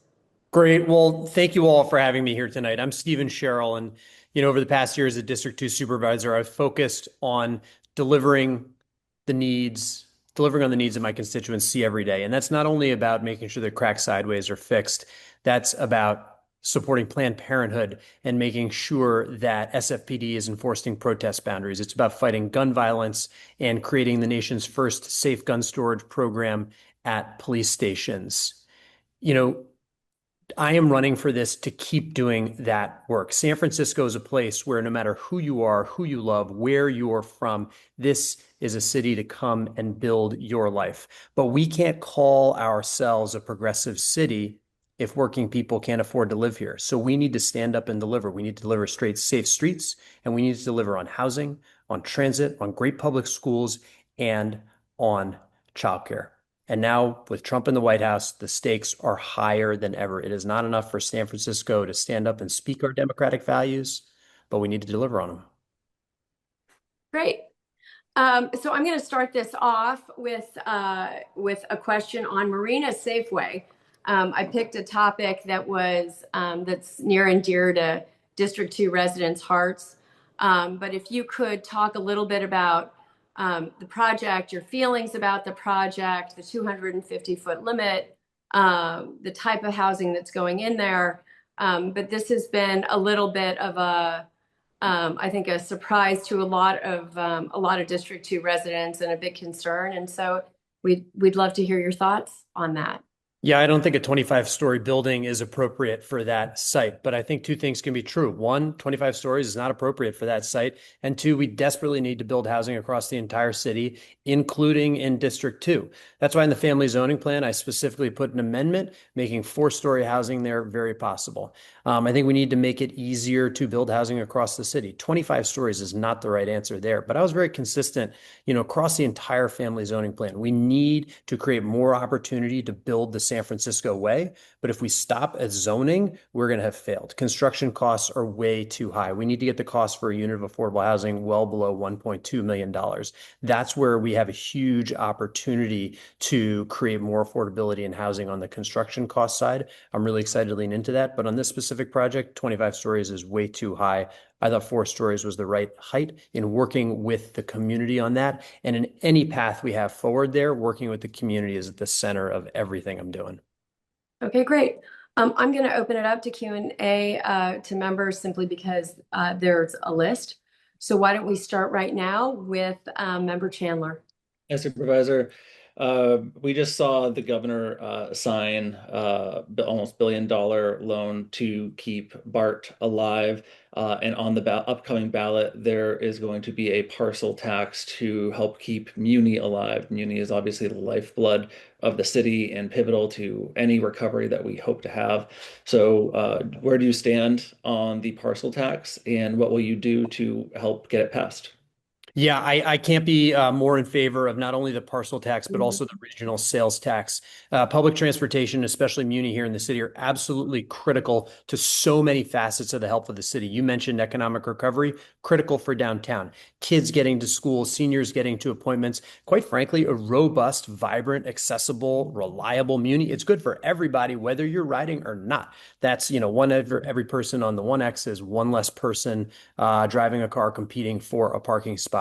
Muni is critical to the health of the city. I could not be more in favor of these. I'm excited to have signed onto the signature gathering. I'll be front and center at rallies promoting this, and this is one of the key messages I deliver at doors. Great. Chair Tong. Hi, Supervisor Sherrill. I wanted to ask you a question about public safety and where that fits into your agenda as a supervisor and your campaign to keep that job.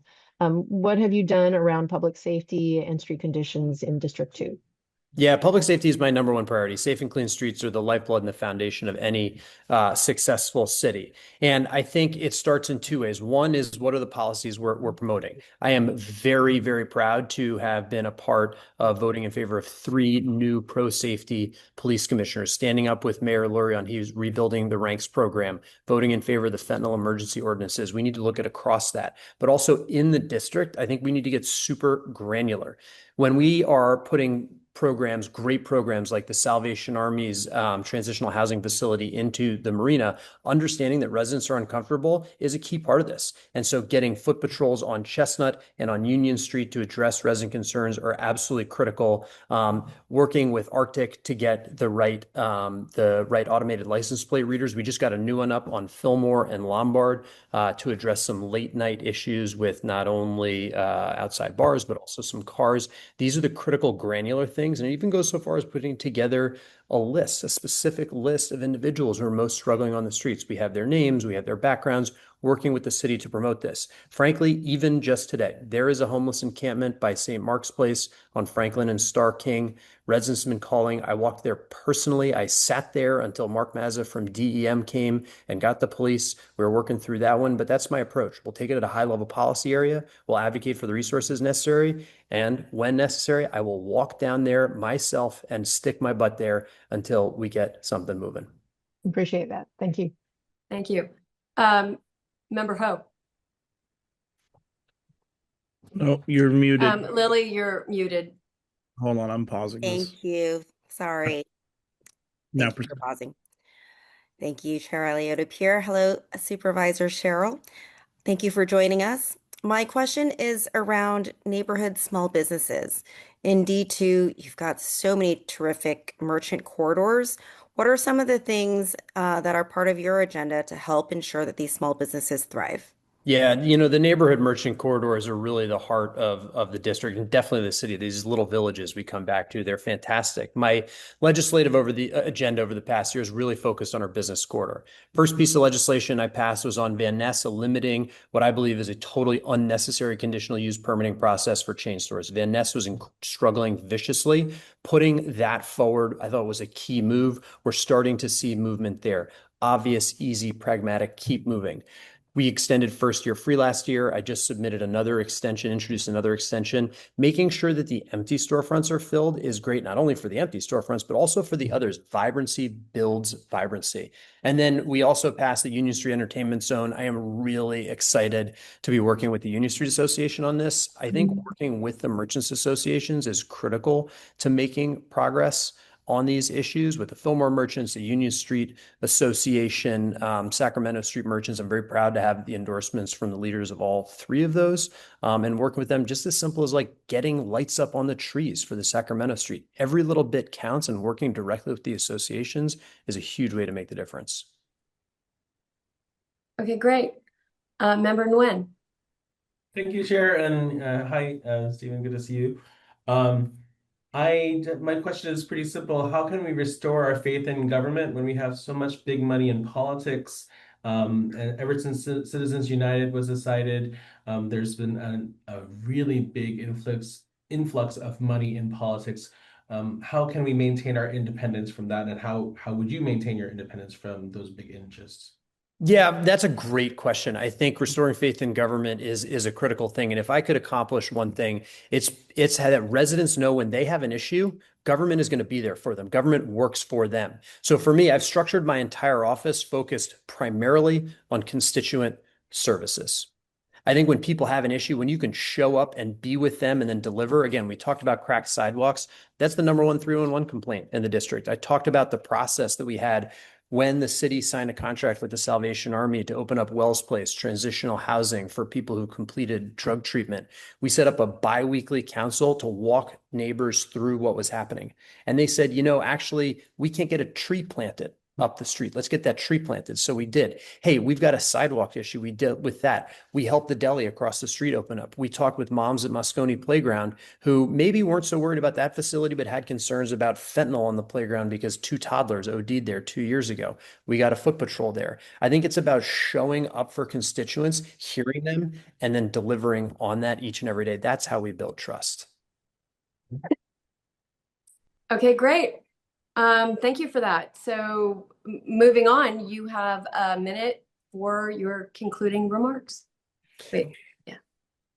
Go ahead. Great. Well, being able to stand up for the democratic values that we hold dear is more important now than ever before. And when we look at the Democratic platform here in San Francisco and the state of California, that is a roadmap for the future.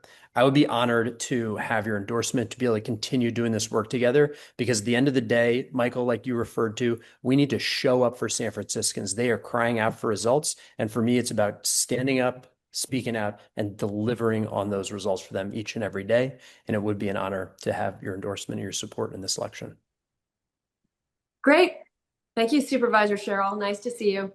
Thank you for having me. Great to see you all. Best of luck. All right, I'm going to move the supervisor back down to the attendee box. Up next on our calendar here, I believe we're a little early, a minute and a half. We have the other Superior Court C16 judge candidate, Alexandra Prey. And oh, there she is. All right, perfect.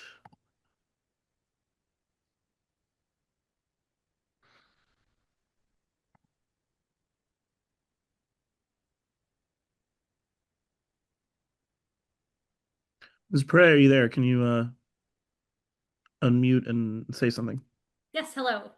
Beautiful. Excellent. Chair Elliott Appear. Great. Thank you very much. Welcome. Thank you. As you know, this is the endorsement process for the Democratic Party, the interviews. I'm Michaela Alioto-Pierre. I'm your chair tonight. And the structure for today's interview will be a minute opening, followed by 8 minutes of Q&A, and then ending with a minute of concluding remarks. And so with that, Ms. Prey, we'd love to know why you are running for a Superior Court judge. The floor is yours. Sure. Should I do my minute opening now? Go for it. Yes. Okay. Thank you. So good evening. My name is Alexandra Prey, and at my core, I am a public servant. And for the past 15 years, that has manifested in my work as a public defender. And I know that there is a stigma attached to being a public defender. So I just want to be very clear that I am not pro-crime, and I value public safety very highly. I do my work because I'm pro-Constitution, and I have been proud to serve my community by upholding the Constitution's guarantee that every person accused of a crime— Just about to be done. Hold on for a second, Ms. Prey. I'm sorry. I'm muting Member her. Gupta, could you please? Thank you. Done. So Sorry.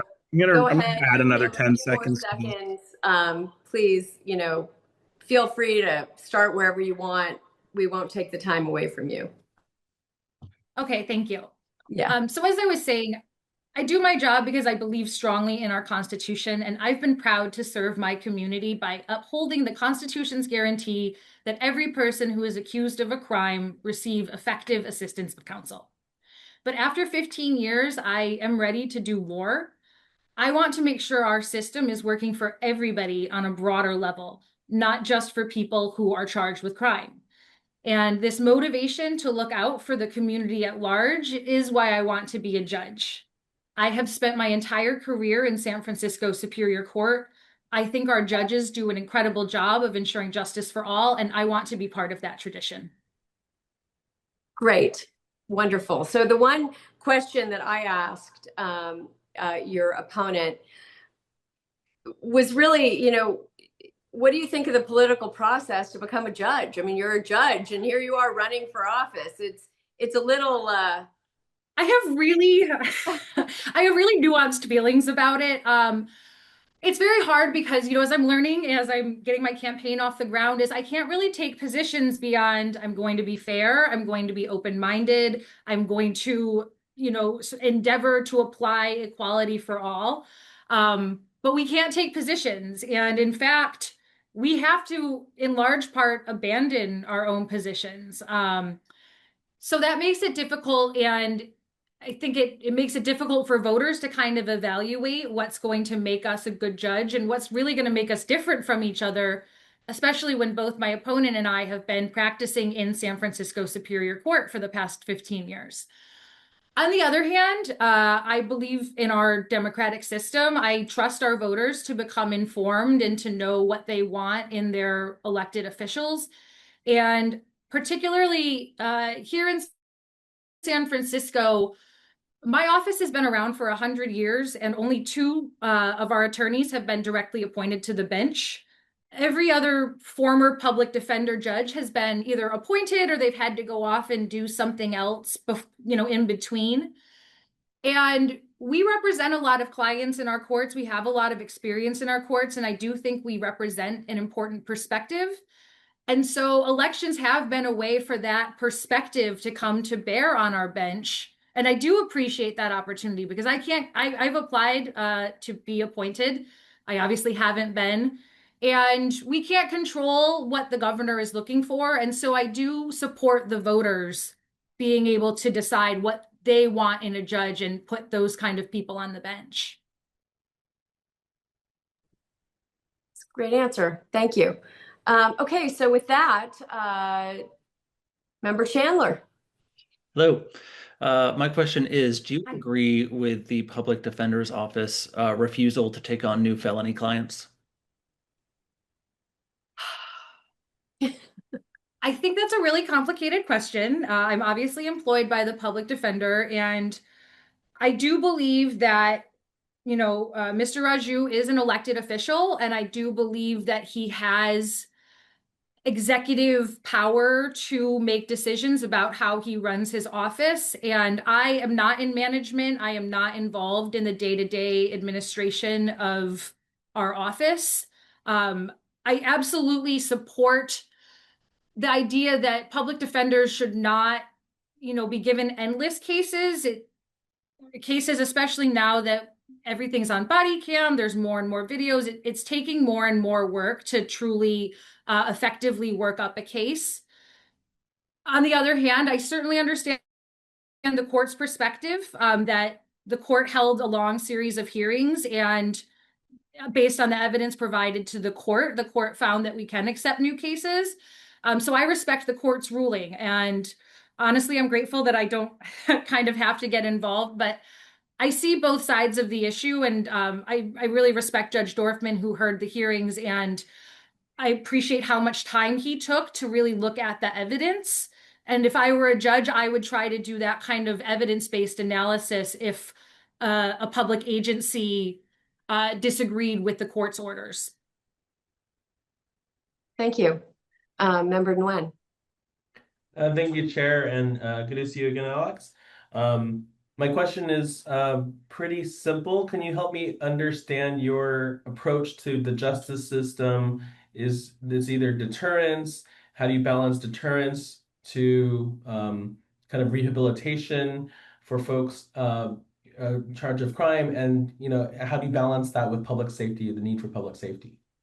Yes. So I think deterrence is the number one goal of the justice system. We don't want future crime. And rehabilitation and punishment both play into that. And indeed, if you get to the sentencing phase, the judge is required to consider both rehabilitation and punishment. And sometimes they go together. A lot of clients go to residential treatment programs when they prefer to do outpatient, and that can be a form of punishment, especially if that person has been out of custody. They have to leave the freedom of their independent housing and go into a locked or otherwise monitored facility. But on the other hand, sometimes people have had several bites at the apple in terms of treatment or rehabilitation, and that's not working. And I do think it's appropriate in those situations to turn to a more punitive approach, or at least an approach where that person is removed so they don't pose a threat to public safety. But I very much value rehabilitation because most cases don't end in a life sentence. And so I think we all really want to make sure that when people are done serving time or doing whatever they've been sentenced to, that they're in a position where they're not going to reoffend. I think that's the goal that every judge strives for. Great.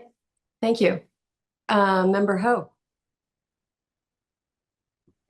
Thank you, Chair Alioto-Pierre. Hello, Alexandra. Thank you for joining us. My question is actually follows some of what you just spoke to about deterrence being the number one, in your belief, the number one goal of the justice system. A lot of us, myself included, got involved in politics to support public safety. And to fight anti-Asian hate. And I don't feel that there was much deterrence done in public safety, specifically around the district attorney, Chesa Boudin, whom we recalled. Do you stand with the Asian American community in the recall of Chesa Boudin? I'm trying to think of how to answer that only because I can't comment on how issues that might come before me as a judge would be ruled upon. And as a judge, I would not be in a position to question the charging decisions of a district attorney. It wouldn't be right for me as a judge, for instance, to hear a case and impose hate crime allegations, even if I thought they were warranted. However, if they were brought before me, I would take them very seriously. And there are also, things you could do at the sentencing phase after the evidence has been decided. And that's really when judges get involved. And I certainly understand the way the Asian American community felt, when there was a precipitous rise in anti-Asian violence. And I absolutely understand the concerns about not feeling adequately protected. I want to live in a city where everybody feels adequately protected. And recalls are a democratic right. So I absolutely respect the results of the recall and the right for the recall to have happened. And I think it is an appropriate measure to take when a community doesn't feel like their interests are being served. Great. Thank you. Thank you for that. Do we have any other members who'd like to ask a question? Okay. Seeing none, Ms. Prey, if you'd like to give us your concluding remarks, that would be great. Thank you. So in conclusion, what I would like to say is I care a lot about San Francisco, not just as a lawyer who practices here, but also as someone who has made her home here. I have lived in San Francisco since 2010, and I share the concerns and many of the experiences of other San Franciscans. I lived in the Tenderloin for 7 years, so I know what it's like to not feel safe walking down your own block. And I didn't like that feeling that way, and I know other people don't either. I've always been a renter, and I know what housing instability feels like. I have a toddler, and I want to raise her in a city that has safety and opportunity and is a place for her to thrive.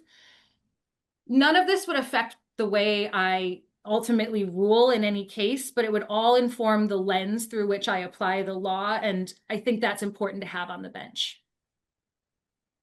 Great. Wonderful. Well, thank you very much for being here with us tonight. We really appreciate hearing your insight. And with that, the best of luck, and thank you. We'll see you around. All right. Thank you all so much for having me. Thank you. Thank you. So with that, we conclude the candidate portion of our endorsement interview process. Thank you for listening and for being here with us, and for members for participating. With that, Bobak, I will hand you the con. Well, you're really handing it off to issues. I'm handing it off to Lily. Am I handing it off to Lily directly? Correct. Lily, you have the con. Meeting. So you're both kind of in charge of this meeting, but in charge of different parts. Lily, the proponent of the measure, which does not yet have a letter assigned to it, but is called the Earthquake Safety and Emergency Response. That's what it says in the Department of Elections. The proponent is here. It is Sam Gebler from Local 798. 798, correct. And the floor is yours, Lily, to do any introductions. Thank you. Hi, everyone, and to the members here and to everybody else joining us on YouTube. Thank you for spending your evening with us and caring to hear about our candidate and proposition and bond interviews.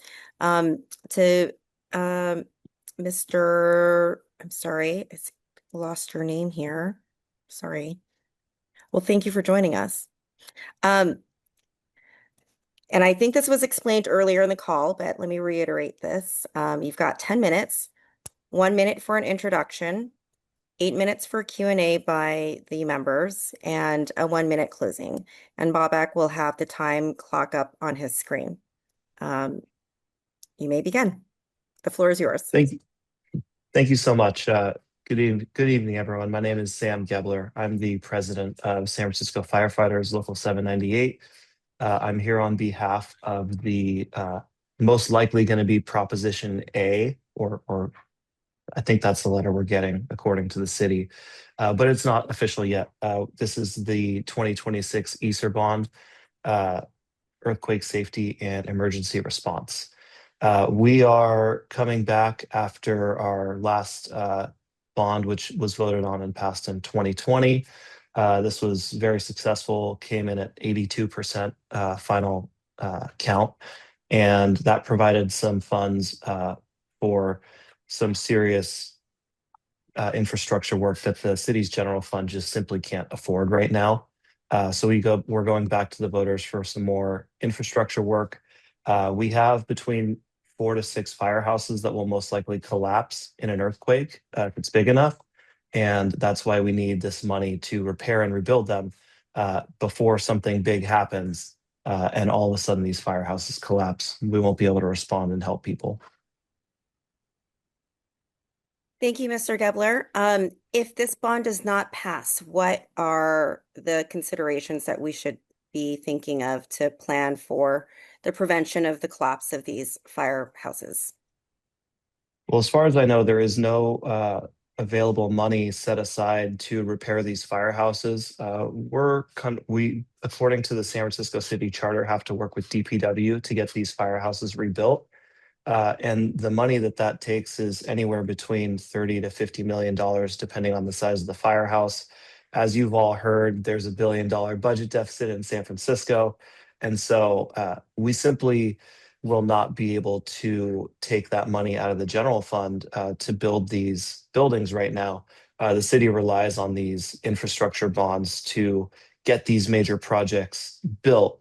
Otherwise, they're going to have to do layoffs and cut services and all of these other things that nobody wants to see happen.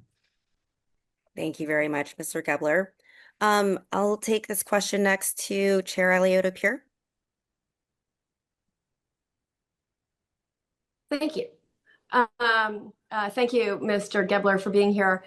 This is just, honestly, I'm just curious, but does this include the Presidio, the fire station in the Presidio, or is that sort of taken care of separately? I believe we have a contract with the federal government to take care of that facility separately. I don't negotiate that contract personally. That's on the fire department to run that. But this bond money, as far as I know, would not go to that. That would have to come from the federal side, I believe. This bond is mainly focused on repairing the critical facilities that we've identified as in danger of collapse. Some of those facilities include Station 2 in Chinatown, Station 7 in the Mission, Station 40 in the Sunset, and Station 8 in Soma. Those are kind of the hot spots right now. A lot of those buildings, or a lot of those firehouses actually have battalion and division chiefs in them. Actually, all of them do. And so if those firehouses collapse during an earthquake, the people that are actually in charge of all the firefighters would, who knows what's going to happen to them, right? So you could literally have just a catastrophic situation. That's why we're prioritizing those firehouses to get rebuilt, because that's kind of where our command and control would come from. Okay, so is it okay if I continue?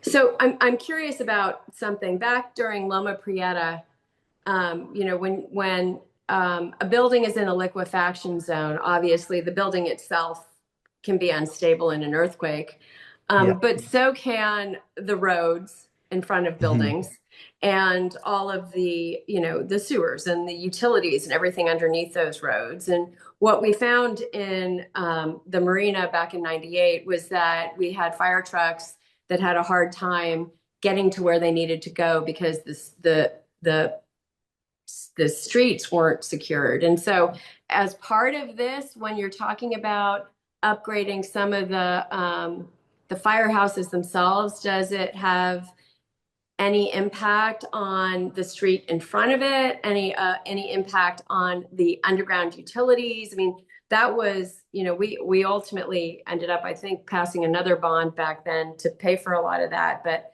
I am kind of curious about it. Yeah, thank you so much for the question. In my 1 minute, I wasn't able to get to kind of the other things that the bond goes to, but this part of this bond will actually go towards expanding the high pressure water supply auxiliary water system. That was actually not available in that liquefaction zone that you were speaking of. So the way we put out that fire was with our fireboat. Some Right. previous bond Right. measures have gone to rebuilding that floating firehouse that you see out on the Embarcadero now. Part of this money is going to be dedicated to expanding that high pressure water system, which is on its own separate water supply that is much more resilient out into the west side, into the Sunset and the Richmond, so that we will have a water supply out there as well. But as far as I know, none of that money will go to directly fixing the roads in front of the firehouses. It'll be for the houses themselves. And it will have an impact on the secondary water sources that we currently don't have in the Richmond and the Sunset, like extending it out Exactly. that way. Oh, got it. Yeah. And we found that, obviously that's been a shortfall for a long time, but Yeah. especially during the fires in LA, we kind of saw what happens when you don't have enough of that water supply. Yeah. And right now, those are super important neighborhoods that, a lot of homeowners, a lot of taxpayers, a lot of people that expect us to protect their houses. And if something similar happens to that water supply, we want to make sure that we have a backup that's available. That's great. Okay. Thank you. Thank you. Next up, Member Mar. Thank you, Co-Chair Ho. Yeah, Mr. Gepler, great to meet you. Really appreciate the work of Local 798 members protecting our city and the role of the union in leading efforts like this ESER bond. Had a follow-up question to Co-Chair Alioto Pierce's question about the emergency firefighting water system portion of this bond. I think we all fully support strengthening the firehouses that needed, and there's other important parts of the bond, but the emergency firefighting water system is particularly important to continue the city's effort to build that out in the 60% of the city that's unprotected by that special water system, including the entirety of the Sunset and the Richmond district, but it also expands into District 7, District 11, and District 10, District 2 as well. So when I was on the Board of Supervisors, we passed a resolution in 2019 urging the city to make this a top priority in just expanding this emergency firefighting water system to all unprotected neighborhoods. There's been 3 prior bonds that have provided funding for this, the EFWS. It's my understanding, and over $300 million allocated from those bonds, and there will be additional funds allocated in this bond in June. I was just wondering if you have any update on, because I've heard that there still has been 0 pipes laid in the Sunset or the Richmond or anywhere, despite $310 million in the prior bonds. And even like my resolution back in 2019 got the PUC to come up with a plan, which was released in 2022. So I don't know. This is really a question for the PUC and the department. Yeah, I mean, thank you for the question. I appreciate it. I can't answer to the efficiencies of the PUC or DPW or anything like that, but you're not the only person that's raised that question. And when I don't remember exactly which supervisor it was, but when we were at the Board of Supervisors for this, that question was in fact brought up. I believe it was from Connie Chan, and she wanted to know when we were actually going to get pipes on the west side. And the PUC was there, and they said that this indeed would get pipes laid out into the west side.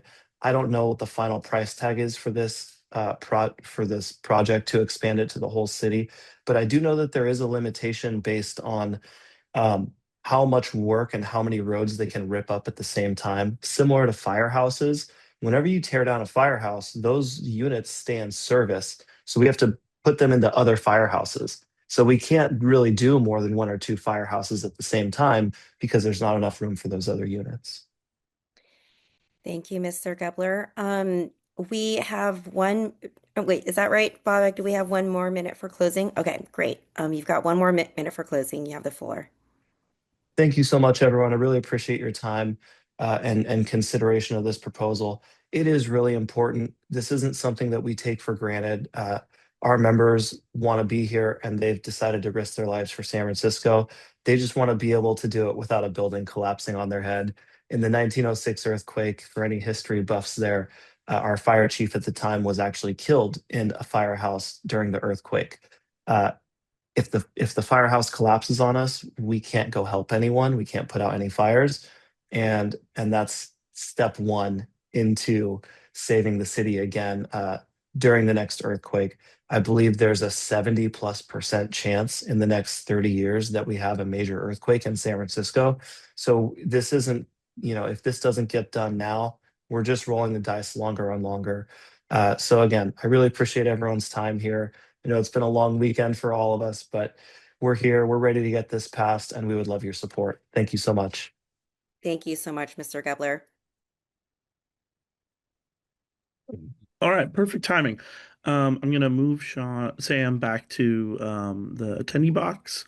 And then up next, we were not able to find a official proponent at the moment, but thank you to Member Marr for finding and referring Mr. Crabtree, John Crabtree, to us, who my understanding is part of a group of people that are working to formally form a committee that is in opposition. And so the opponent is going to be Mr. John Crabtree, who I'm promoting to panelists now.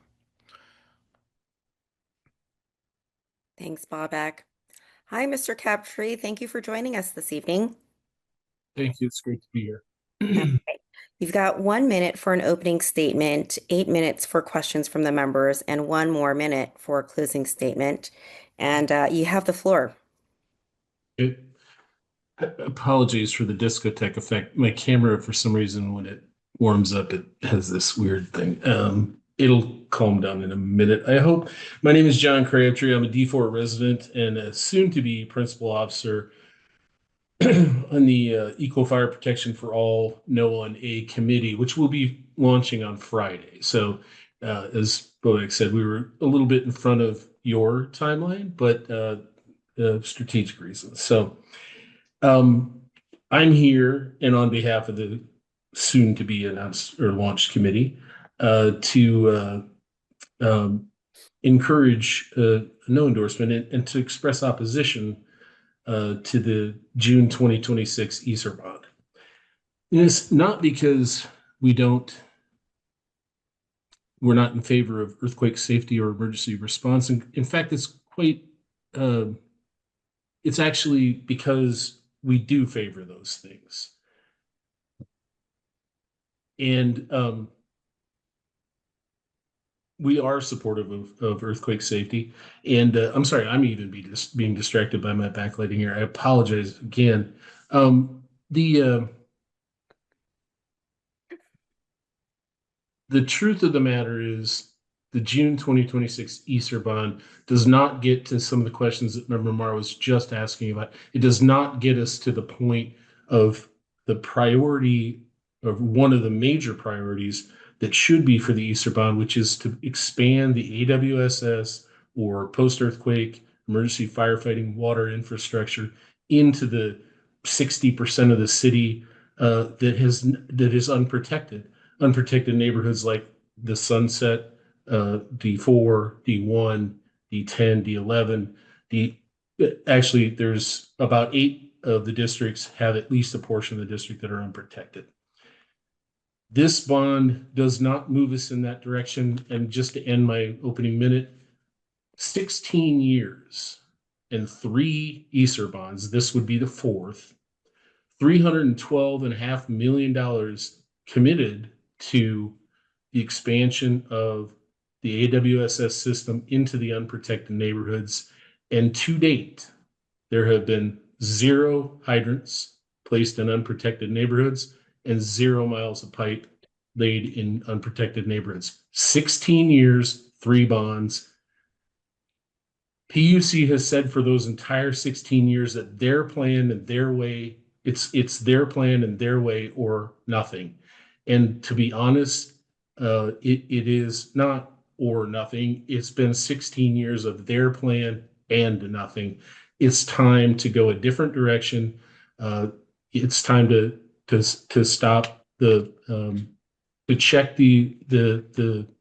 um, to stop the lack of progress or to make progress for a change on expanding post-earthquake emergency firefighting water infrastructure into the unprotected neighborhoods of the city.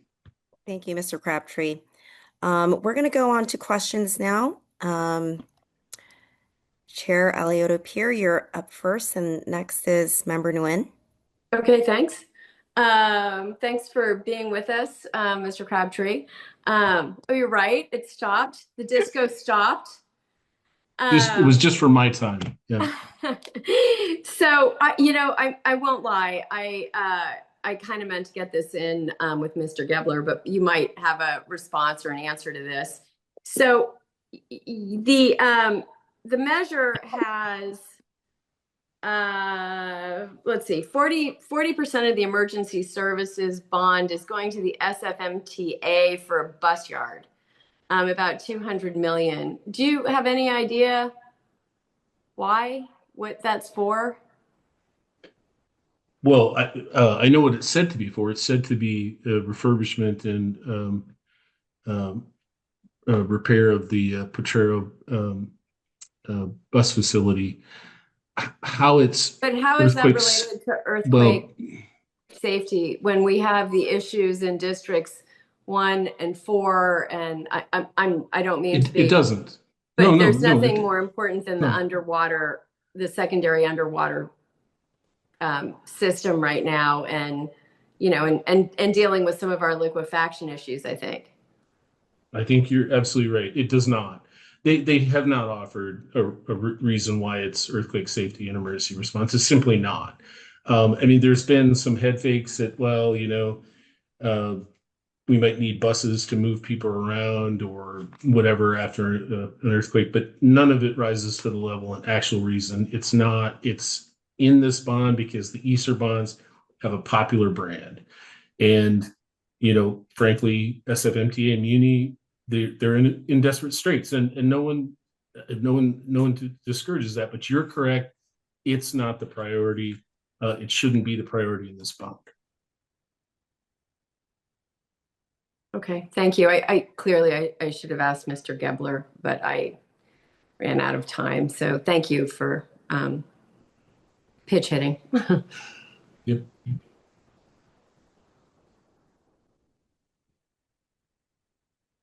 You have Member Nguyen on the stack. Oh, yes, sorry. Member Nguyen. Hi, thanks, Co-Chair Ho. Good evening, Mr. Crabtree. I'm just curious, could you tell us sort of what would your approach be to funding actual pipes going to the west side for water infrastructure, if not for this ESER bond? The plan to build the pipelines and expand the system, both from the supervisor's resolution of urgency and from the 2018 civil grand jury report, was to expand a system much as like exists in about a third of the city, or about 40% of the city. The auxiliary water supply system, it's engineering that is actually 100 years old, but it's been a system that has withstood the test of time, has been repaired, refurbished. The pump stations are better. There's been a plan on how to do that for the better part of a couple of decades. But what I feel like you're asking, and please correct me if I'm wrong, is what would be the plan to do that from a fiscal standpoint? In the absence of this ESER bond, which doesn't put any money into expanding that system and puts a pittance into expanding a system that won't work as well,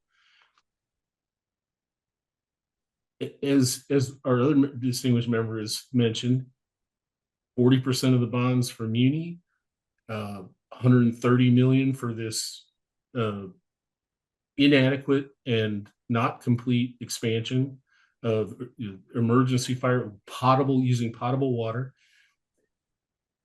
This bond needs to go back to the drawing board and prioritize the things that are important: facilities retrofits, the expansion of the AWSS, and it needs to focus on those things. And the reason why I don't feel a lot of heartburn over opposing this bond is because we can put this bond on the November ballot too. Well, we could put an improved version, and we shouldn't put this one on, but we should put an improved bond on the November ballot too.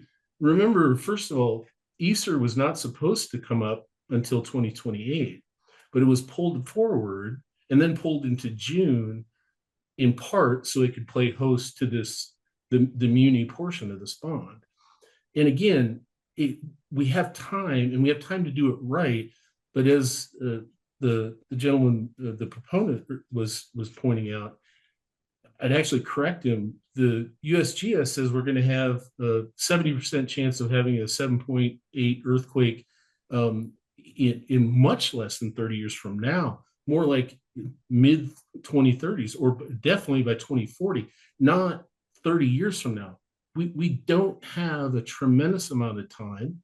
We should get it right. And what that means is we should get this bond right. We shouldn't do this bond incorrectly. So defeat this bond, rewrite a bond for November, take out the things that are not priorities for earthquake safety, plus up the things that are: facilities, retrofits, expansion of AWSS. Emphasize those, put it back on the November ballot. Thank you, Mr. Crabtree. We're at time now. Is that right? Am I reading this correctly? Back? No, we're not at time? Okay. Then we have time for one more question. Yeah, let me pause for 1 second. You have almost 2 minutes left on the clock before we proceed. Sorry, then I'll just follow up my question and respond to Mr. Crabtree around financing. Are there other financing mechanisms aside from this ESER bond for expanding the AWS water system that you talked about? This is probably the Cadillac fiscal vehicle to put this work into. I mean, certainly there's other bonding, but the reason we do bonding is because we can't allocate those sums of money out of the general fund, particularly these years when things have been tight. So bonding is a way to borrow. Borrow against the future, pay a debt service fee. It increases the cost, but it makes sense. There are other bond vehicles, but this one is the one that's really been focused on this. And the problem of creating other things, or we're looking at other things, is earthquake safety is a thing that is never urgent. It's important. It's never urgent until it is. And this way, one of the only vehicles that fits in planning for this is bonding in this fashion. This is why the ESER bonds have been a great benefit to the city for improvement of facilities, retrofitting seismically resilient facilities. It's been a tremendous vehicle for that. It has fundamentally failed on the AWSS and post-earthquake firefighting water. Thank you, Mr. Crabtree. Well, with this time, you've got 1 minute for a closing statement. Yeah, let me just restate something I said at the outset.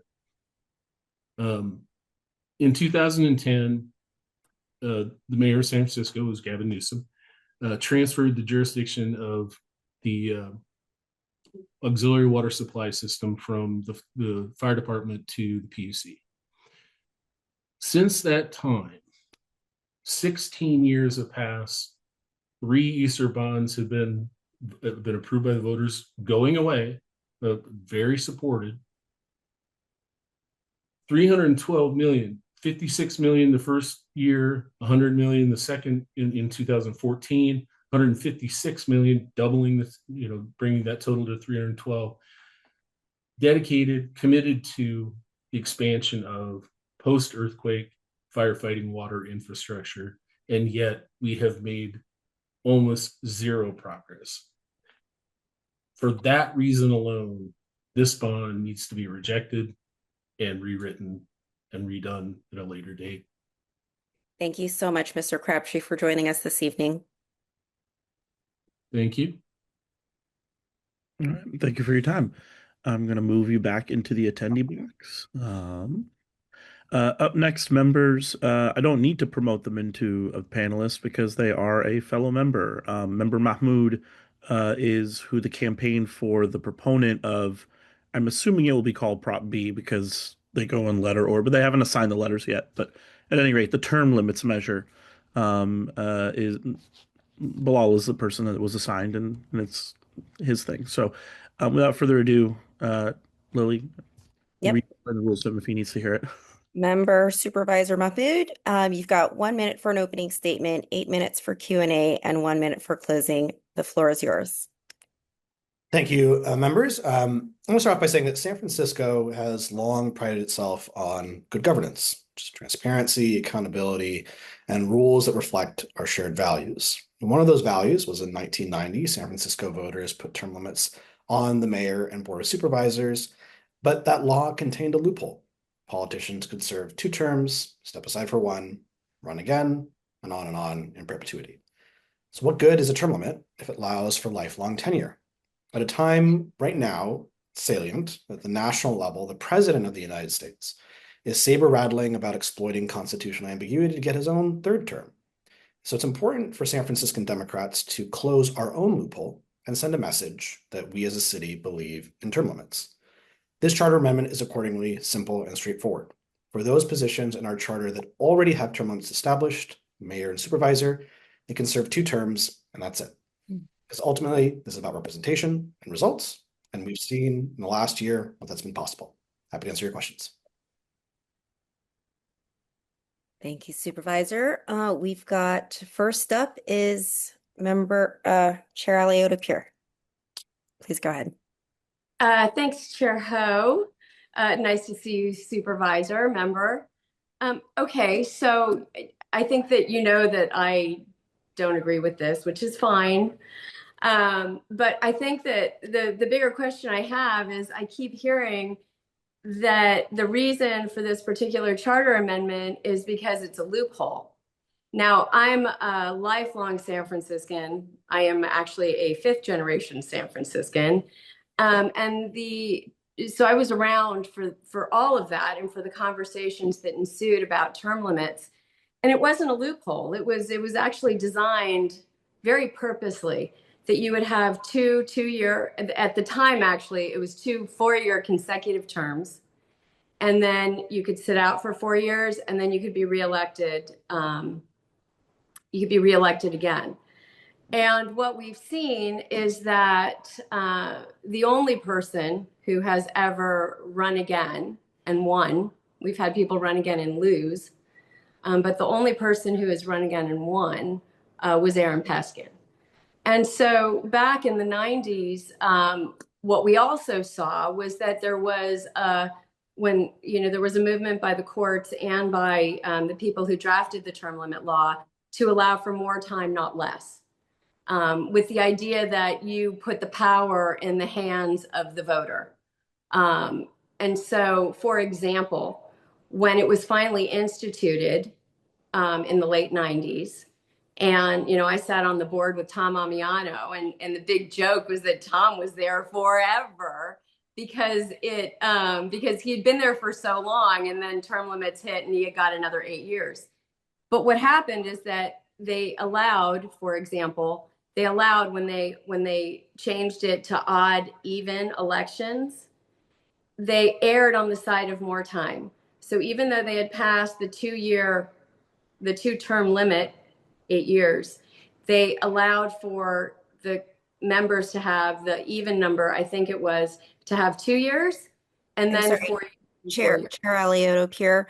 I'm sorry. I know I'm asking a really long question. So I guess really what I'm asking is why not just leave it up to the voters?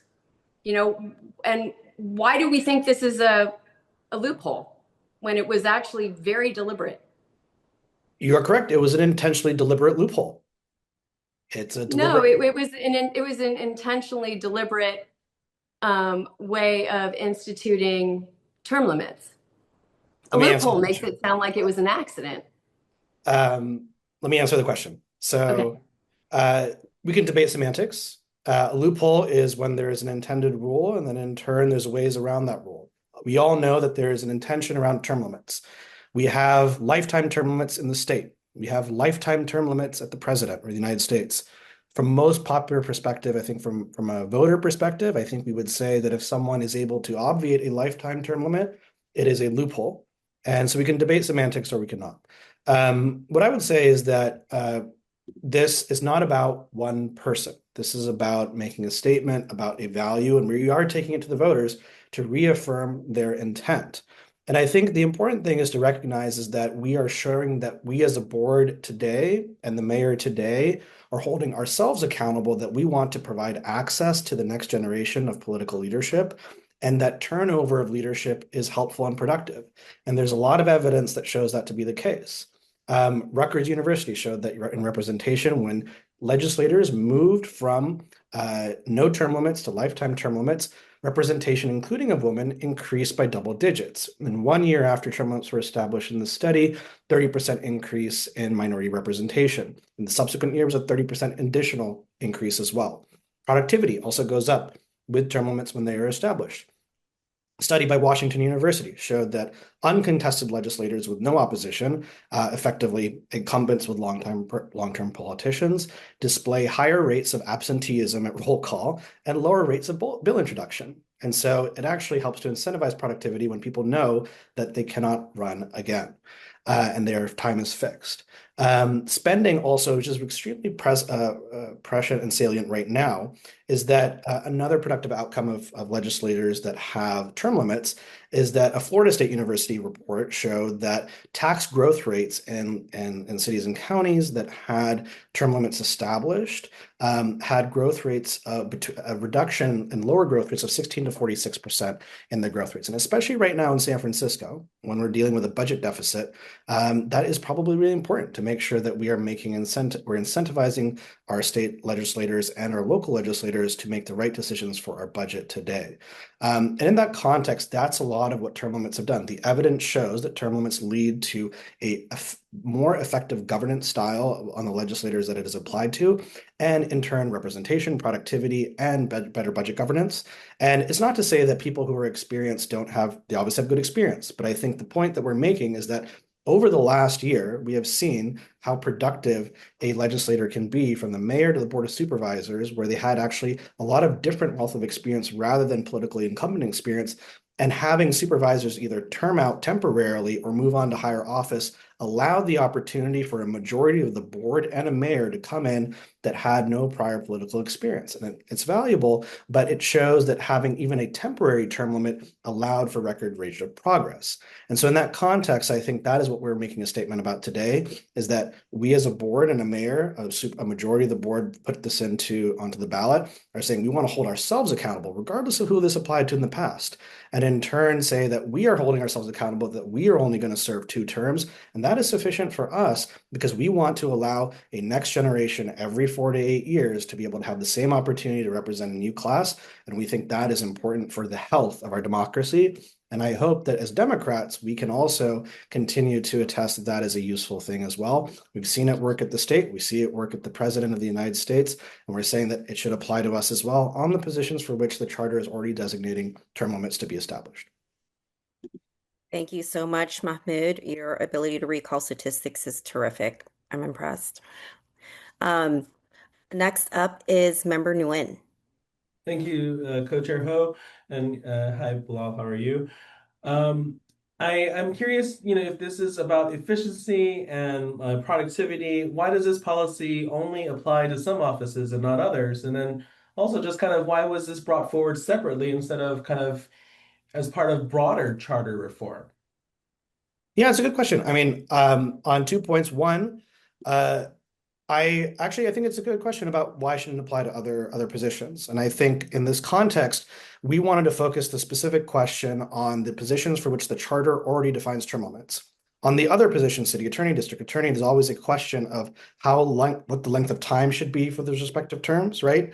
I personally think there should be term limits on other positions as well, but there hasn't been diligence done into what the appropriate time limit should be. And the thing is, in our charter, we are already defining the term limits for these things. The focus of this ballot measure is specifically the question of, should a loophole be closed on the term limits for which we are already establishing term limits in our charter? To expand it was a different ballot question that if someone wants to bring that ballot question forward, happy to look into that as well. What was your second question? Sorry. Yeah, the second question, why wasn't this brought as part of broader charter reform totally? I'm part of the Charter Reform Committee that's part of the broader Charter Reform effort, and that committee had specifically made the intention known that they are not looking into electoral access for politicians in elected office, and so it was done separately, and so that was never going to be the focus of the broader Charter Reform effort that's being done across a coalition of folks. So this was a separate question. So again, the answer to both of your questions is that it is a separate ballot question, and I think that is running a separate process, and in turn, we feel deserved its own question. The question of expanding term limits to other positions is a separate ballot question. Thank you, Member Mahmood. We're at time, and the floor is yours for a 1-minute closing. Thank you, Central Committee members, for your time and rigorous debate. I think debate is the health of our democracy, and so is the concept of lifetime term limits. Lifetime term limits are enshrined in our Constitution at the federal level to set accountability on the President of the United States, because we felt a long time ago that it was important for democracy.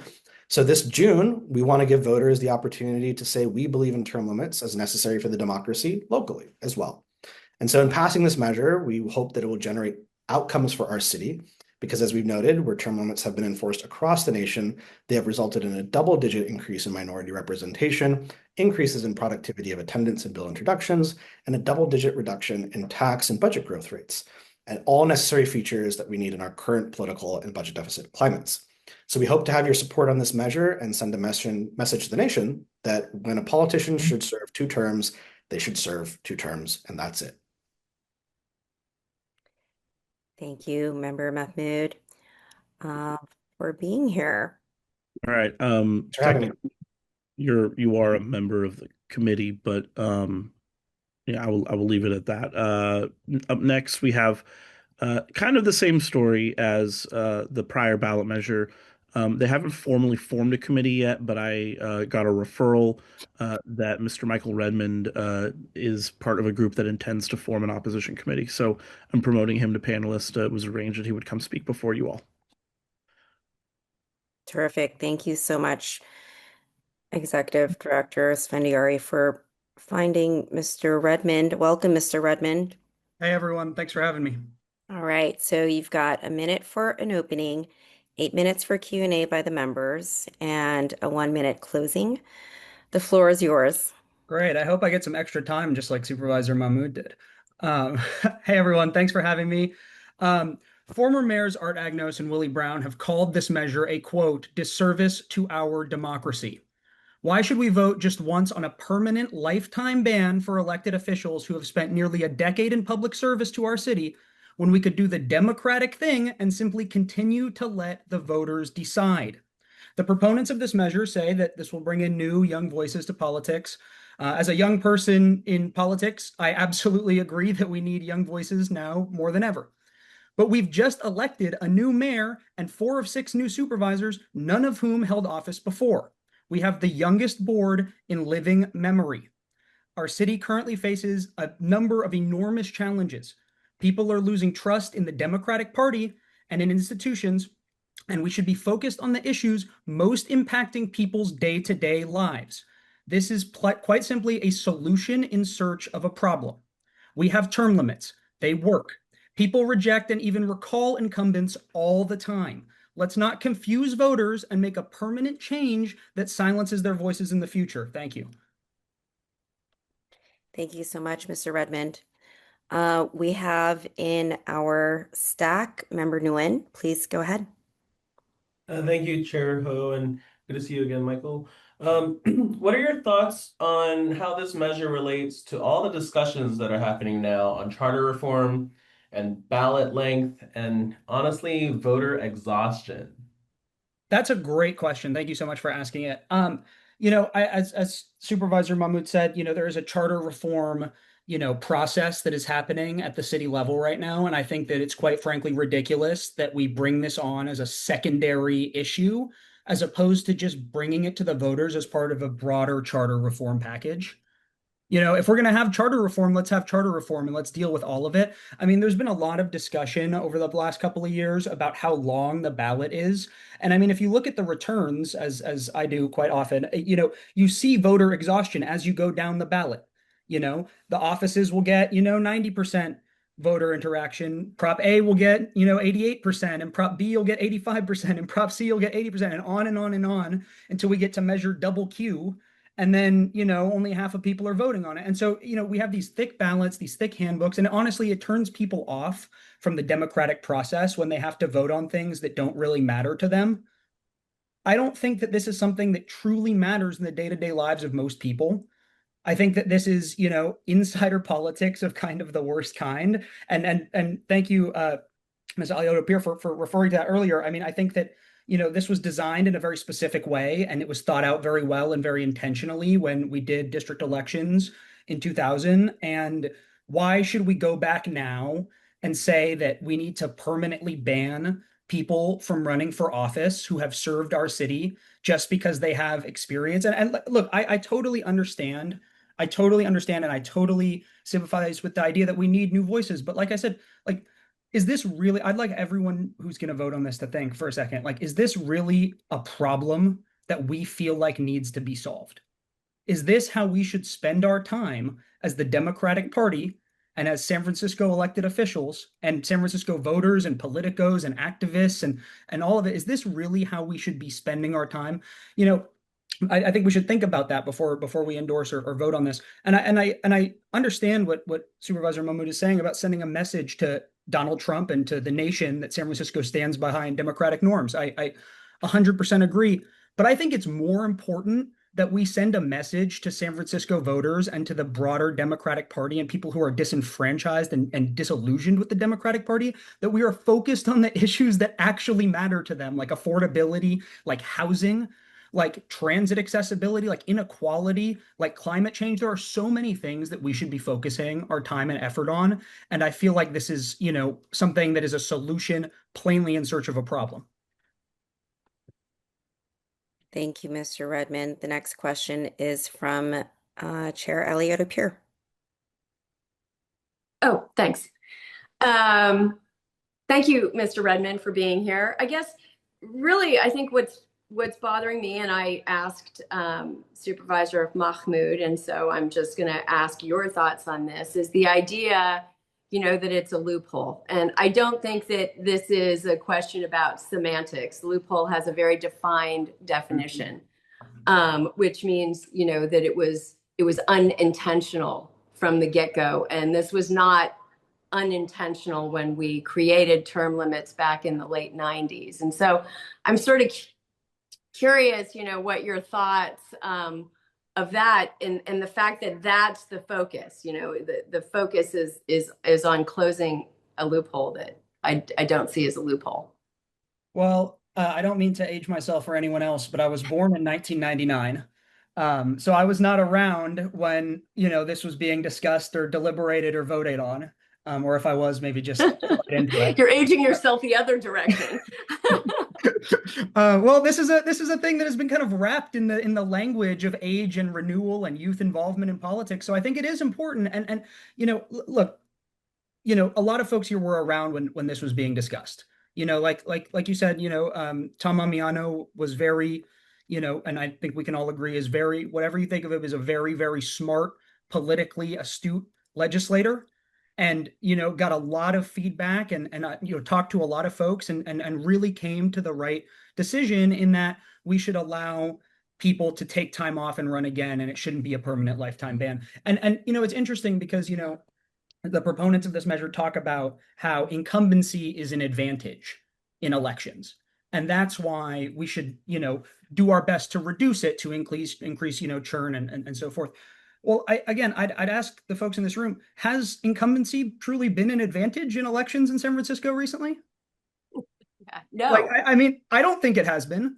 I think that we've actually shown that it hasn't been, right? And that, we have, under the rules that exist today, a tremendous amount of renewal and churn and youth that has been brought into our politics, right? And so, it's important that we kind of think about exactly what this measure is trying to do.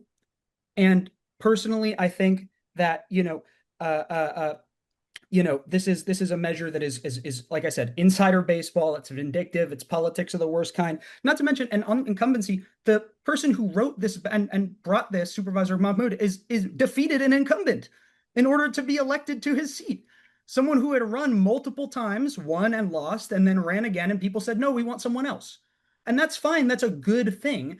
And, if you serve 8 years and you're forced to take time off, which I believe in, which is good, and then 4 years later, or 8 years later, or 10 years later, or 20 years later, however long, you decide you want to step back into public service, people have had other incumbents to choose from.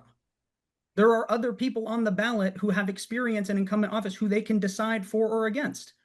We're not increasing ballot access with this measure. We are reducing it. We are reducing the choice that voters have to make about who they would like to represent them. And as the Democratic Party, I think it is incumbent upon us, not to use a pun or a dumb entendre, but I think it is incumbent upon us to tell people that we want them to have as many choices as possible in choosing their elected officials, and that we should instead be focused on legitimate barriers to ballot access by increasing youth involvement in politics in all of the other ways. Like, youth involvement in politics is not always about running for office and getting elected.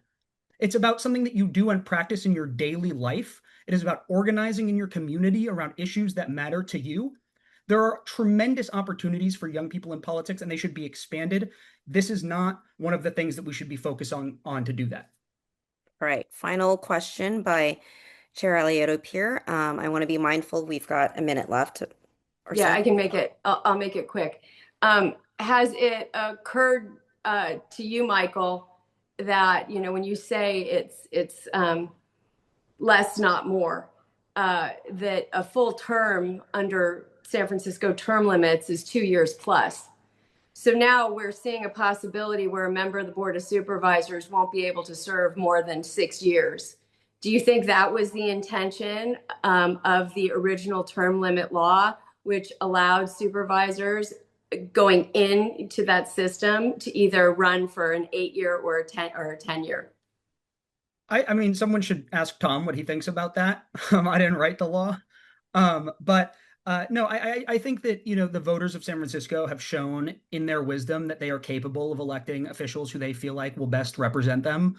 And I think that we should absolutely allow people to serve 8 years if the intention was to serve 8 years, or serve 10 years if the intention was to serve 10 years, and then step away and come back. Like, let the voters decide, and let them decide every time who they want to represent them.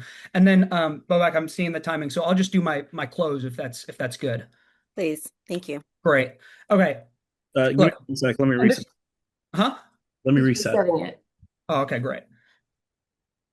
Great. And so this refers to the answer that I just gave too. And so since we've had term limits, this has only been attempted twice, and it's only ever happened once in the 26-year history of this. Youth is important, but so is experience, and they are best paired together. Look at Speaker Emerita Nancy Pelosi, who we all know and love.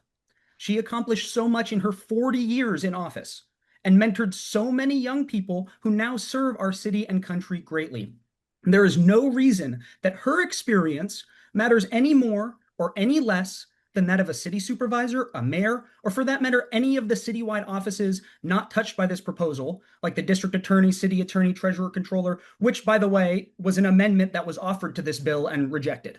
So former Governor Jerry Brown, a dedicated Democratic leader who would have been barred from presiding over 8 of the best years that our state has ever had if this law was enacted at the state level, says that he thinks this is, quote, a bad idea.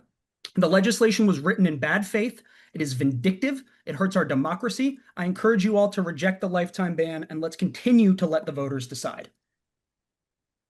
Thank you so much, Mr. Redmond, for joining us. All right. Thank you for having me. Take care.